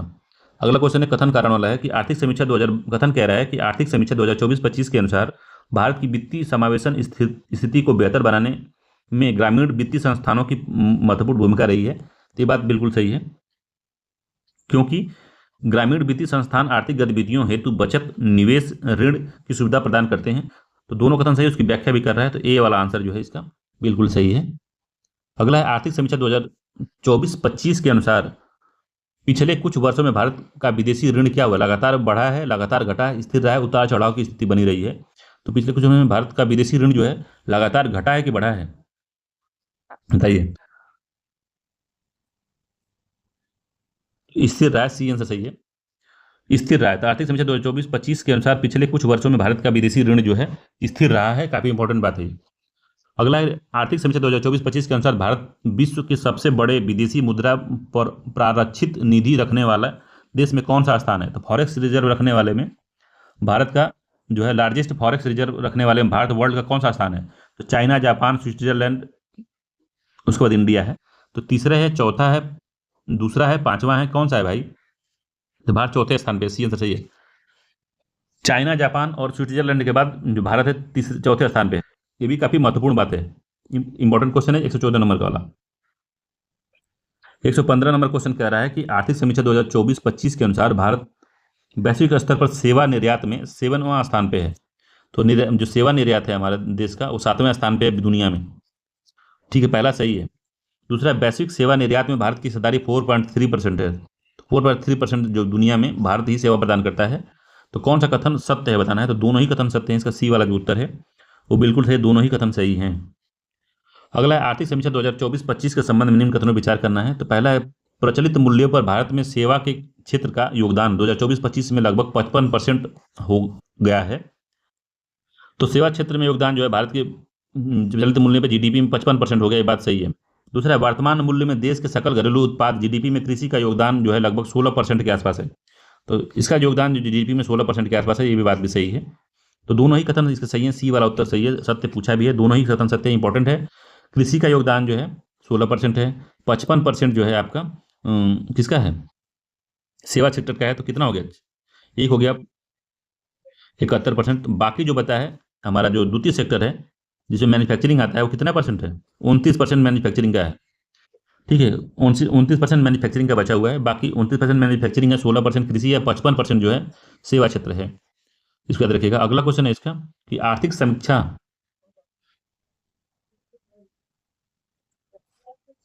2024-25 के संबंध में इन कथनों पर विचार करना है, कूट के माध्यम से कथनों का चयन करें। तो भारत का विश्व के कुल अनाज उत्पादन में लगभग 11.6% योगदान है। तो ये बात सही है, भारत का विश्व की कुल अनाज उत्पादन में लगभग 11.6% योगदान सिर्फ भारत का अकेले ही है। तो इंपॉर्टेंट क्वेश्चन है, 11.6% योगदान है। वैश्विक सकल घरेलू उत्पाद में लगभग 62% का योगदान सेवा मूल्य संवर्धन का है। तो वैश्विक सकल घरेलू उत्पाद मतलब दुनिया के जीडीपी में 62% अकेले बस सेवा योगदान करता है। तो ये भी बात सही है। तीसरा है कि दूरसंचार, कंप्यूटर, सूचना सेवाओं के निर्यात में भारत दूसरे स्थान पे है। तो ये बात भी सही है। तो दूरसंचार, कंप्यूटर, सूचना सेवाओं के निर्यात में भारत जो है सेकेंड स्थान पे। तो तीनों ही कथन इसके सही है, इसका डी आंसर से तीनों ही कथन सत्य हैं। अगला है आर्थिक समीक्षा 2024-25 में M0 और M3 का उल्लेख किया गया है। तो M0 और M3 हैं क्या। तो पहला है कि सत्य कथन बताना है। तो M0 जो है मुद्रा आपूर्ति के लिए सबसे ज्यादा उपयोग किया जाने वाला माप है, तो गलत है ये। M3 जो है मुद्रा आपूर्ति का सबसे तरल रूप है, तो ये भी गलत है। तो न तो एक सही है ना तो डी दो सही है, तो डी आंसर सही है, इसका कोई सही नहीं है। तो M0 क्या है भाई। तो M0 जो है मुद्रा आपूर्ति का सबसे तरल रूप है, मुद्रा आपूर्ति का सबसे तरल रूप है, जो कि जनता के हाथ में जो करेंसी है, जनता के हाथ में जो धन है, जो जो जो रुपया है वो, प्लस जो है डिमांड डिपॉजिट में जो बैंकों के पास जमा है, डिमांड डिपॉजिट में जो बैंकों के पास जमा होता है वो धन इसमें आते हैं, ठीक है। या कह सकते हैं कि निर्गत जितने मार्केट में मूल्य हैं, वो मूल्य के नोट हैं, सिक्के हैं, वो आते हैं। और जो डिमांड डिपॉजिट होता है या करंट अकाउंट डिपॉजिट होता है, जब मर्जी तब निकाल लेंगे पैसा, तो वो सबसे तरल रूप में आता है ये। तो M0 है वो। M3 क्या है। तो M3 मुद्रा आपूर्ति के लिए सबसे ज़्यादा उपयोग किया जाने वाला माप है। तो M3 जो है सबसे ज़्यादा उपयोग किया जाता है माप में। तो दोनों ही गलत हो गया, तो डी आंसर इसीलिए सही है इसका। कहा सबसे तरल रूप है तो उल्टा कर दिया है, इसका उसमें कर दिया, इसका उसमें कर दिया, ठीक। अगला कथन कारण वाला क्वेश्चन कह रहा है 119 नंबर का कि अभिकथन है कि आर्थिक समीक्षा 2024-25 में वित्त मंत्री ने बताया कि नौ परिवहन लागत में वृद्धि हुई है। तो नौ परिवहन लागत में वृद्धि हुई है, ये बात जो है बता दी है हमको निर्मला सीतारमण ने। कारण क्या है कि नवंबर 2023 में लाल सागर में शुरू हुए व्यवधानों ने व्यापार मार्ग में परिवर्तन करने पर मजबूर कर दिया है। इसी कारण से हमारे नौ परिवहन लागत में वृद्धि हो गई है। तो कथन और कारण दोनों ही सही है, उसकी सही व्याख्या भी कर रहा है, तो ये उत्तर सही है इसका। ठीक है, अगला क्वेश्चन है, काफी बढ़िया क्वेश्चन बनाया है दया वालों ने। 120 नंबर क्वेश्चन है, केंद्रीय बजट 2025-26 का कुल आकार कितना है भाई? तो कुल आकार इसका जो है अब देखेंगे तो 50,65,335 करोड़ है। ए आंसर सही है इसका, इंपॉर्टेंट है, याद रखिएगा। 50,65,345 करोड़ है इसका। महत्वपूर्ण क्वेश्चन, डायरेक्ट डेटा पूछ सकता है। अगला है, केंद्रीय बजट में प्रमुख योजनाएं हैं और आवंटित करोड़ रुपए में कितना किसको दिया गया है? तो बताना। 121 नंबर क्वेश्चन है। तो पीएम पोषण को कितना दिया गया है? तो पीएम पोषण को 12,500 करोड़ रुपया दिया गया है, 3 हो गया। प्रधानमंत्री गरीब कल्याण अन्न योजना को कितना दिया गया है? तो 20,000 इकाई दाएं, सैकड़ा, हजार, 10,000, लाख, 20 लाख या 2,30,000 करोड़ रुपया दिया गया है। तो 20 कितना पड़ जाएगा? यही दिया गया है, एक है। मनरेगा को कितना दिया गया है भाई? तो मनरेगा को 86,000 करोड़ दिया गया है, 4 हो गया। पीएम ग्राम सड़क योजना को 1,250 करोड़ दिया गया है, तो 1900 करोड़ दिया गया है, 2 होगा। 1900 करोड़ दिया गया है, तो 3,142 सही है, 3,142 याद रखिएगा, इंपॉर्टेंट है काफी है। ठीक है, अगला क्वेश्चन है इसमें कि केंद्रीय बजट 2025-26 में मखाने के उत्पादन, प्रसंस्करण, मूल्य संवर्धन, विपणन में सुधार लाने के लिए निम्नलिखित किस राज्य में मखाना बोर्ड की स्थापना की जाएगी? तो बिहार में की जाएगी, बी आंसर सही है। बिहार में मखाना बोर्ड की स्थापना की जाएगी। उत्तर प्रदेश बजट 2025-26 के संबंध में निम्न कथनों पर विचार करना है। इसका कुल आकार 8,08,0736.06 करोड़ रुपया था, तो बात सही है। सत्य कथन बताने तो पहला सत्य है। दूसरा, हथकरघा उद्योग प्रदेश का दूसरा सर्वाधिक रोजगार उपलब्ध कराने वाला विकेंद्रीकृत उद्योग है, तो दोनों ही कथन सही है, सी वाला आंसर सही है। तो उत्तर प्रदेश वाला भी याद रखिएगा, काफी महत्वपूर्ण है, दोनों कथन सही है, इंपॉर्टेंट याद रखिएगा। इसका बजट का आकार याद कर लीजिएगा, मैंने इसका पहले ही वीडियो अपलोड कर दिया है, दोनों के बजट का, सेंट्रल बजट का और उत्तर प्रदेश बजट का, उसको आप देख सकते हैं चैनल पर मेरे। अगला है कथन कारण वाला क्वेश्चन है। कथन कह रहा है, केंद्रीय बजट 2025-26 में राष्ट्रीय विनिर्माण मिशन की स्थापना करने का प्रावधान किया गया है, तो ये बात सही है। कारण है कि इसका उद्देश्य लघु, मध्यम एवं बड़े उद्यमों को शामिल करते हुए मेक इन इंडिया को आगे बढ़ाना है, तो इसीलिए राष्ट्रीय विनिर्माण मिशन को किया गया। दोनों कथन सही है और सही व्याख्या भी कर रहा है, तो ए आंसर इसका सही है, तो याद रखिएगा इसको। अगला 125 नंबर का है कि फरवरी 2025 में उत्तर प्रदेश सरकार द्वारा प्रस्तुत बजट का लक्ष्य प्रदेश की अर्थव्यवस्था को $1 ट्रिलियन बनाना है। इसके लिए सरकार द्वारा कितने क्षेत्रों को चिन्हित किया गया है? तो फरवरी 2025 में 1 ट्रिलियन बनाना, तो 10 क्षेत्रों को चिन्हित किया गया है। वो 10 क्षेत्र कौन के हैं?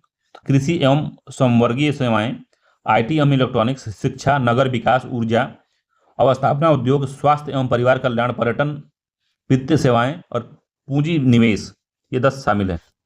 ठीक है, तो 10 को सी आंसर सही है इसका। कब तक बताया गया? तो 2029-30 तक, 2029-30 तक ये बात की गई है। 2029 से लेके 30 के बीच में या 2029 तक 1 ट्रिलियन बनाने का लक्ष्य रखा गया है, याद रखिएगा। 10 क्षेत्र को चिन्हित किया गया है। उत्तर प्रदेश बजट 2025-26 के अनुसार निम्नलिखित में से किसमें उत्तर प्रदेश का भारत में प्रथम स्थान है? तो प्रधानमंत्री जीवन ज्योति बीमा जो नंबर 1 है, प्रधानमंत्री सुरक्षा बीमा में नंबर 1 है, प्रधानमंत्री जनधन योजना में नंबर 1 है, आयुष्मान कार्ड बनाने में नंबर 1 है, सभी में नंबर 1 है, डी आंसर सही है, सभी में नंबर 1 है उत्तर प्रदेश सरकार। अगला है 147 नंबर क्वेश्चन है, उत्तर प्रदेश सरकार द्वारा प्रस्तुत बजट 2025-26 में निम्नलिखित कथनों पर विचार करना है, बताना है क्या सत्य है। ठीक है, तो वित्त मंत्री मुकेश खन्ना द्वारा प्रस्तुत यह प्रदेश का 6ठा बजट था, तो ये बात सही है। वंचित को वरीयता इस बजट का केंद्रीय विचार था, वंचित को वरीयता इसका जो बजट का केंद्रीय विचार था, तो सी आंसर से दोनों ही कथन सत्य हैं। केंद्रीय बजट 2025-26 में विकास के प्रथम केंद्रीय बजट 2025-26 में विकास के प्रथम इंजन के रूप में कृषि को रखा गया है। इसके तहत यूरिया की आपूर्ति और अधिक बढ़ाने हेतु निम्नलिखित में से किस स्थान पर यूरिया संयंत्र जो है स्थापित करने की घोषणा की गई है? तो कहाँ पे यूरिया संयंत्र स्थापित किया जाएगा? तो ये भी महत्वपूर्ण क्वेश्चन है, बताना है आपको। तो नामरूप असम में किया जाएगा, ए आंसर सही है, नामरूप असम में किया जाएगा। ठीक है, इसकी क्षमता 12.7 लाख मीट्रिक टन वार्षिक जो उत्पादन क्षमता होगी इसकी। ठीक है, तो नामरूप असम में, इंपॉर्टेंट याद रखिएगा, पूछ देगा नामरूप कहाँ है, तो असम में है। केंद्रीय बजट 2025-26 में सामुद्रिक उद्योग के दीर्घावधि पोषण हेतु 250,000 करोड़ रुपए की निधि के साथ सामुद्रिक विकास निधि की स्थापना की जाएगी। इस संबंध में निम्न कथनों में से कौन सा कथन सत्य है? तो पहला, इसमें केंद्र सरकार द्वारा 49% का अंशदान दिया जाएगा। दूसरा, कि शेष राशि संबंधित राज्य द्वारा वहन की जाएगी। तो कौन सा कथन सही है?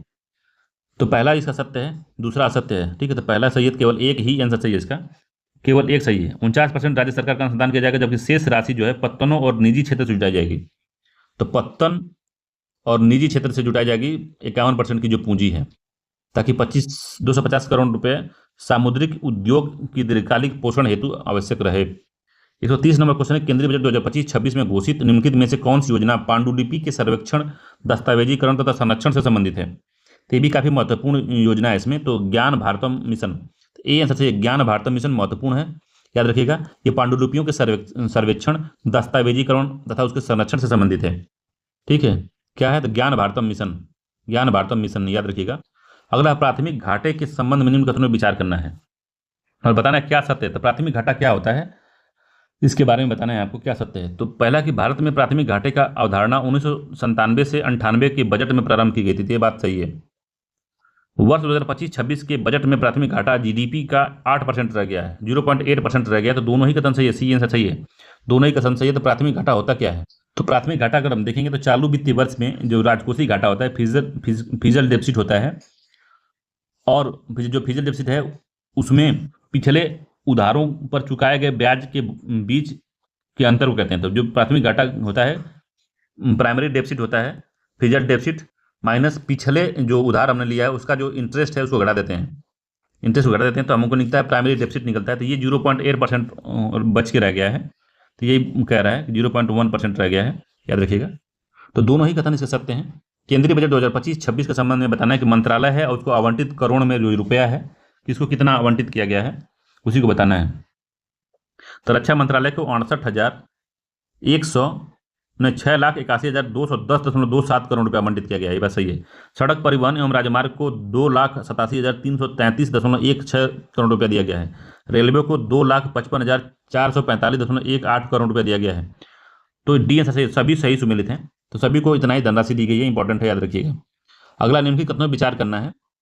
तो जनवरी 2025 में भारत आधिकारिक तौर पर मल्टी नेशनल यूरो ड्रोन कार्यक्रम में पर्यवेक्षण राष्ट्र के रूप में शामिल हुआ है। ठीक है, तो पहला सही है। दूसरा है कि भारत, सत्य कथन चुनना है।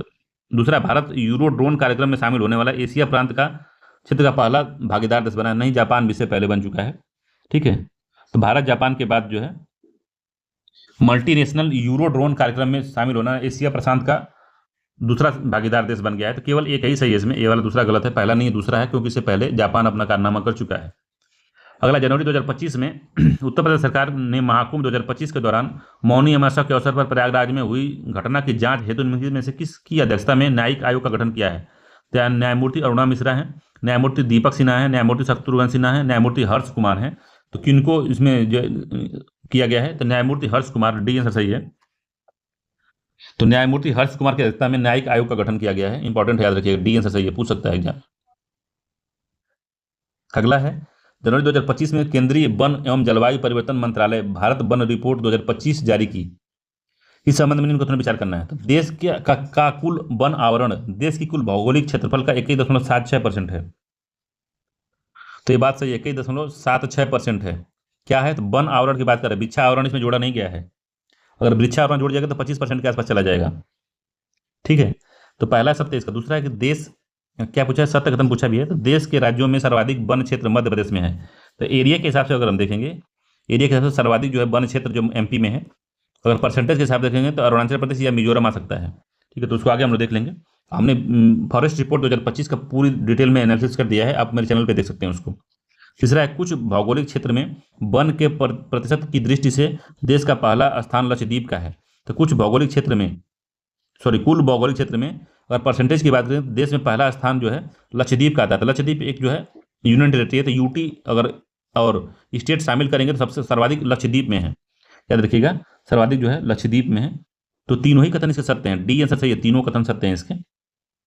ठीक, अगला है इसमें, जनवरी 2025 में भारत सरकार द्वारा 4 नए रामसर स्थलों को शामिल करने की घोषणा की गई है। स्थलों में संबंधित राज्यों को युग में कौन सा बेमेल है? बेमेल पूछ रहा है, कौन सा है इसमें? तो सक्कर कोट्टई अभ्यारण्य तमिलनाडु में है, ठीक है। सक्कर कोट्टई जो है तमिलनाडु में है। थिरथंगल पंछी अभ्यारण्य केरल दिया है, ये भी तमिलनाडु में है, ठीक है। खोचो खेचो पलरी आर्द्रभूमि सिक्किम में है, तो ये बात सही है। उधवा झील जो है झारखंड में, ये बात सही है। तो बी वाला आंसर गड़बड़ है इसका, यही बेमेल है। तो थेरथंगल पंछी अभ्यारण्य जो है तमिलनाडु में है, बाकी सब सही सुमेलित हैं। चार नए जब राम आंसर असल जुड़ गए हैं तो 89 हो गए हैं भारत में। 2000 जनवरी 2025 तक 89 थे।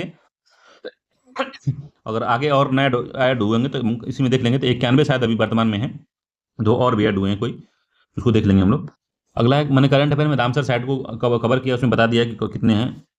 137 नंबर क्वेश्चन है कि जनवरी 2025 में केंद्रीय वाणिज्य एवं उद्योग मंत्री पीयूष गोयल ने राष्ट्रीय हल्दी बोर्ड, जो कि यूपीएससी में इसका क्वेश्चन पूछ चुका है, यूपीएससी के प्रीलिम्स में 2025 वाले में पूछा है हल्दी बोर्ड के बारे में, का शुभारंभ किया है। इस संबंध में निम्न कथनों पर विचार करना है। तो श्री पल्ले रंग रेड्डी को इस बोर्ड का प्रथम अध्यक्ष नियुक्त किया गया है। पहला सही है, सत्य कथन चुना। तो श्री रंग रेड्डी को इस बोर्ड का प्रथम अध्यक्ष चुना गया, सही है। इस बोर्ड का मुख्यालय निजामाबाद तेलंगाना में स्थापित किया गया, तो ये भी बात सही है, दोनों ही कथन सही है, सी आंसर सही है। तो निजामाबाद में ही इसको रखा गया है। पूछेगा हल्दी बोर्ड का जो मुख्यालय कहाँ है, तो तेलंगाना में निजामाबाद, ठीक है। अगला क्वेश्चन है कि हाल ही में चर्चित जनरेशन बीटा के संबंध में निम्न में से कौन सा सही है। तो जनरेशन बीटा के बारे में बताना है भाई, क्या सही है। तो कोविड-19 महामारी के बाद आने वाला अनुवांशिक परिवर्तन नहीं, सोशल मीडिया पर बच्चों के ऊपर दुष्प्रभाव भी नहीं है, विभिन्न प्रकार की अनुवांशिक बीमारियां भी नहीं है। वर्ष 2025 और इसके पश्चात जन्म लेने वाले बच्चों की नई पीढ़ी का नाम जनरेशन बीटा रखा गया है, ये भी महत्वपूर्ण बात है। जनरेशन बीटा है 2025 और इसके पश्चात जो बच्चे पैदा होंगे उनको जनरेशन बीटा कहा जाएगा। 139 नंबर क्वेश्चन है, कह रहा है कि जनवरी 2025 में इंडोनेशिया आधिकारिक रूप से ब्रिक्स का पूर्ण सदस्य बन गया था, ये बात सही है, ब्रिक्स का पूर्ण सदस्य बन गया। दूसरा, ब्रिक्स समूह में शामिल होने वाला यह दक्षिण पूर्व एशिया का पहला राष्ट्र है, तो ये भी बात सही है, दोनों ही कथन सही है, सी आंसर सही है, सत्य चुनना भी है, दोनों ही कथन सही है। याद रखिएगा, जनवरी 2025 में इंडोनेशिया आधिकारिक रूप से ब्रिक्स का पूर्ण सदस्य बना है, काफी इंपॉर्टेंट है, हर एग्जाम में पूछ चुका है, यूपीपीएससी में पूछ सकता है। अगला है, जनवरी 2025 में भार्गवास्त्र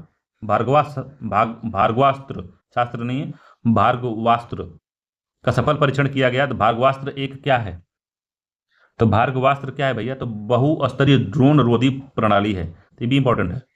भार्गवास्त्र क्या है, भार्गवास्त्र जो है बहुस्तरीय ड्रोन रोधी प्रणाली पे, ड्रोन से अगर अटैक करता है तो उसको कैसे बचना, वही प्रणाली भार्गवास्त्र है, ठीक है, ये आंसर सही है इसका। जनवरी 2025 में बी नारायण ने किस पद से का पदभार संभाला है, तो बी नारायण ने इसरो के अध्यक्ष का पदभार संभाला है, ये आंसर सही है, इसरो के अध्यक्ष बने हैं बी नारायण। अगला है कि 18वें प्रवासी भारतीय दिवस 2025 के संबंध में निम्न कथनों पर विचार करना है। तो पहला कि 2025 में इसका आयोजन भुवनेश्वर उड़ीसा में किया गया, तो ये भी बात सही है। दूसरा, इस सम्मेलन की विषय वस्तु विकसित भारत की संकल्पना में प्रवासी भारतीयों का योगदान है, तो दोनों ही कथन सत्य हैं, इसमें सी वाला उत्तर सही है इसका। अगला है, निम्नलिखित कथनों पर विचार करना है, कथन और कारण वाला क्वेश्चन है। तो अभिकथन कह रहा है कि 16 जनवरी 2025 को प्रथम लोकपाल दिवस मनाया गया। तो भाई साहब बहुत ही महत्वपूर्ण क्वेश्चन है, 16 जनवरी को प्रथम लोकपाल दिवस मनाया गया, तो इंपॉर्टेंट है, बेहद इंपॉर्टेंट है, ये बात सही है, क्योंकि कारण दिया हुआ है कि 2024 में इसी दिन लोकपाल एवं लोकायुक्त अधिनियम के तहत भारत के लोकपाल की स्थापना हुई थी। दोनों कथन सही है, सही व्याख्या भी कर रहा है, ये आंसर सही है। याद रखिए 2014 को याद रखना है, 16 जनवरी 2025 को लोकपाल दिवस मनाया गया, तो लोकपाल दिवस 16 जनवरी को मनाया गया, इंपॉर्टेंट है। अगला है, निम्नलिखित युग्म में कौन सा सही सुमेलित है। पुस्तक दिया हुआ, लेखक दिया हुआ है, दिया सलाई कैलाश सत्यार्थी, ठीक है। प्रोफेट सॉन्ग, तो पॉल लिंथ का है प्रोफेट सॉन्ग, ठीक है। अगला है इसमें ग्रीन बुक और ऑब्जर्वर्स नोटबुक, अमिताभ राव कुमार की बुक है, ये अमिताभ कुमार की बुक है, इंपॉर्टेंट, सभी सुमेलित हैं, डी आंसर सही है, बहुत महत्वपूर्ण है, ये तीनों याद रखिएगा। प्रोफेट सॉन्ग जो है पॉल लिंथ का है, दिया सलाई कैलाश सत्यार्थी का है, ग्रीन बुक और ऑब्जर्वर्स नोटबुक जो है अमिताभ राव की है, अमिताभ कुमार की राव नहीं है। अगला है, आईसीसी 19 महिला T20 विश्व कप 2025 के संबंध में निम्न कथनों पर विचार करना है। इसका आयोजन जो है मलेशिया में किया गया।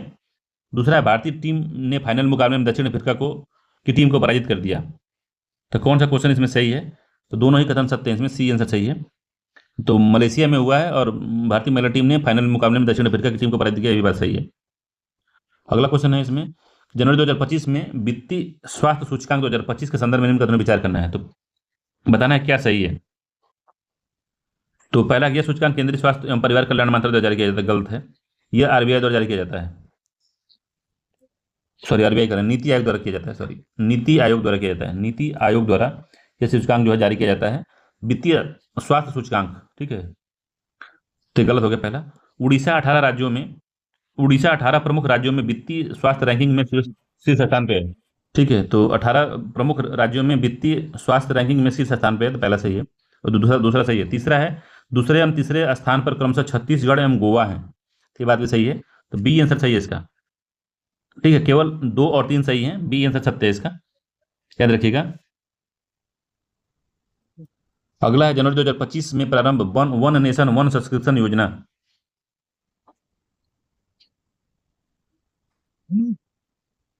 वन नेशन वन सब्सक्रिप्शन योजना के संबंध में निम्न कथनों पर विचार करना है। तो पहला, जनवरी 2025 में केंद्रीय शिक्षा मंत्रालय द्वारा यह योजना शुरू की गई।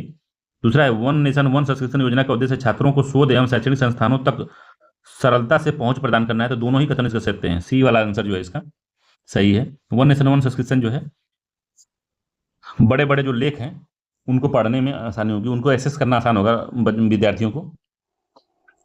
148 नंबर क्वेश्चन है, जनवरी 2025 में चर्चित माउंट तारानाकी के संबंध में निम्न कथनों पर विचार करना है। तो माउंट तारानाकी क्या है भाई? तो असत्य पूछा है। तो यह न्यूजीलैंड में स्थित है, ठीक है।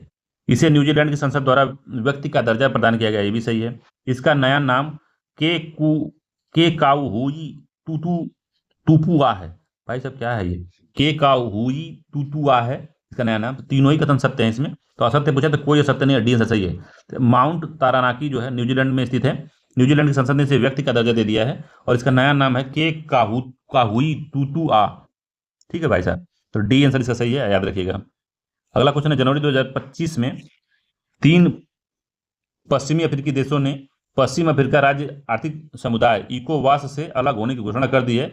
कौन सा एक देश इसमें शामिल नहीं है? तो 3 देश निकल गए हैं। कौन कौन से देश इसमें शामिल नहीं है पूछा है। तो नाइजर निकल गया, माली निकल गया, बुर्किना फासो निकल गया, मॉरिटानिया नहीं निकला है। तो डी आंसर सही है, मॉरिटानिया नहीं निकला है। डी वाला उत्तर जो है सही है इसमें, ठीक है। तो इकोवास की स्थापना 1975 में हुई थी। 1975 में इकोवास की स्थापना हुई थी। 15 पश्चिमी देश द्वारा नाइजीरिया के लागोस में की गई थी। इसका जो मामला है, इसमें से नाइजर, माली, बुर्किना फासो जो है इसमें से निकल गए हैं। 150 नंबर क्वेश्चन है कि हाल ही में चर्चित संगीत सेवडा लिंका के संबंध में निम्न कथनों पर विचार करना है। तो सेवडा लिंका के बारे में बताना है क्या सही है। तो पहला, सेवडा लिंका बोस्निया का उदास शहरी प्रेम गीत है। दूसरा, सेवडा लिंका को यूनेस्को की अमूर्त संस्कृति की विरासत में राष्ट्रीय सूची में शामिल किया गया है। तो ये भी बात सही है। सेवडा लिंका बाल्कन ब्लूज के नाम से भी जाना जाता है। तो ये भी बात सही है। तो तीनों ही सत्य है इसमें, डी आंसर सही है, तीनों ही बात सत्य है, ठीक है। तो 150 क्वेश्चन हो गए हैं। काफी महत्वपूर्ण क्वेश्चन है, काफी इंपॉर्टेंट क्वेश्चन है, बहुत ही इंपॉर्टेंट क्वेश्चन दिए हैं। 2-3 4 क्वेश्चन तो फंसना ही फंसना है। घुमा फिरा के 2-3 क्वेश्चन देख लीजिए, चेक कर लीजिए एक बार, इसे जरूर आएगा। बहुत ही महत्वपूर्ण क्वेश्चन इसमें दिया हुआ है, ठीक है। चलिए मिलते हैं अगले किसी वीडियो में, तब तक के लिए धन्यवाद।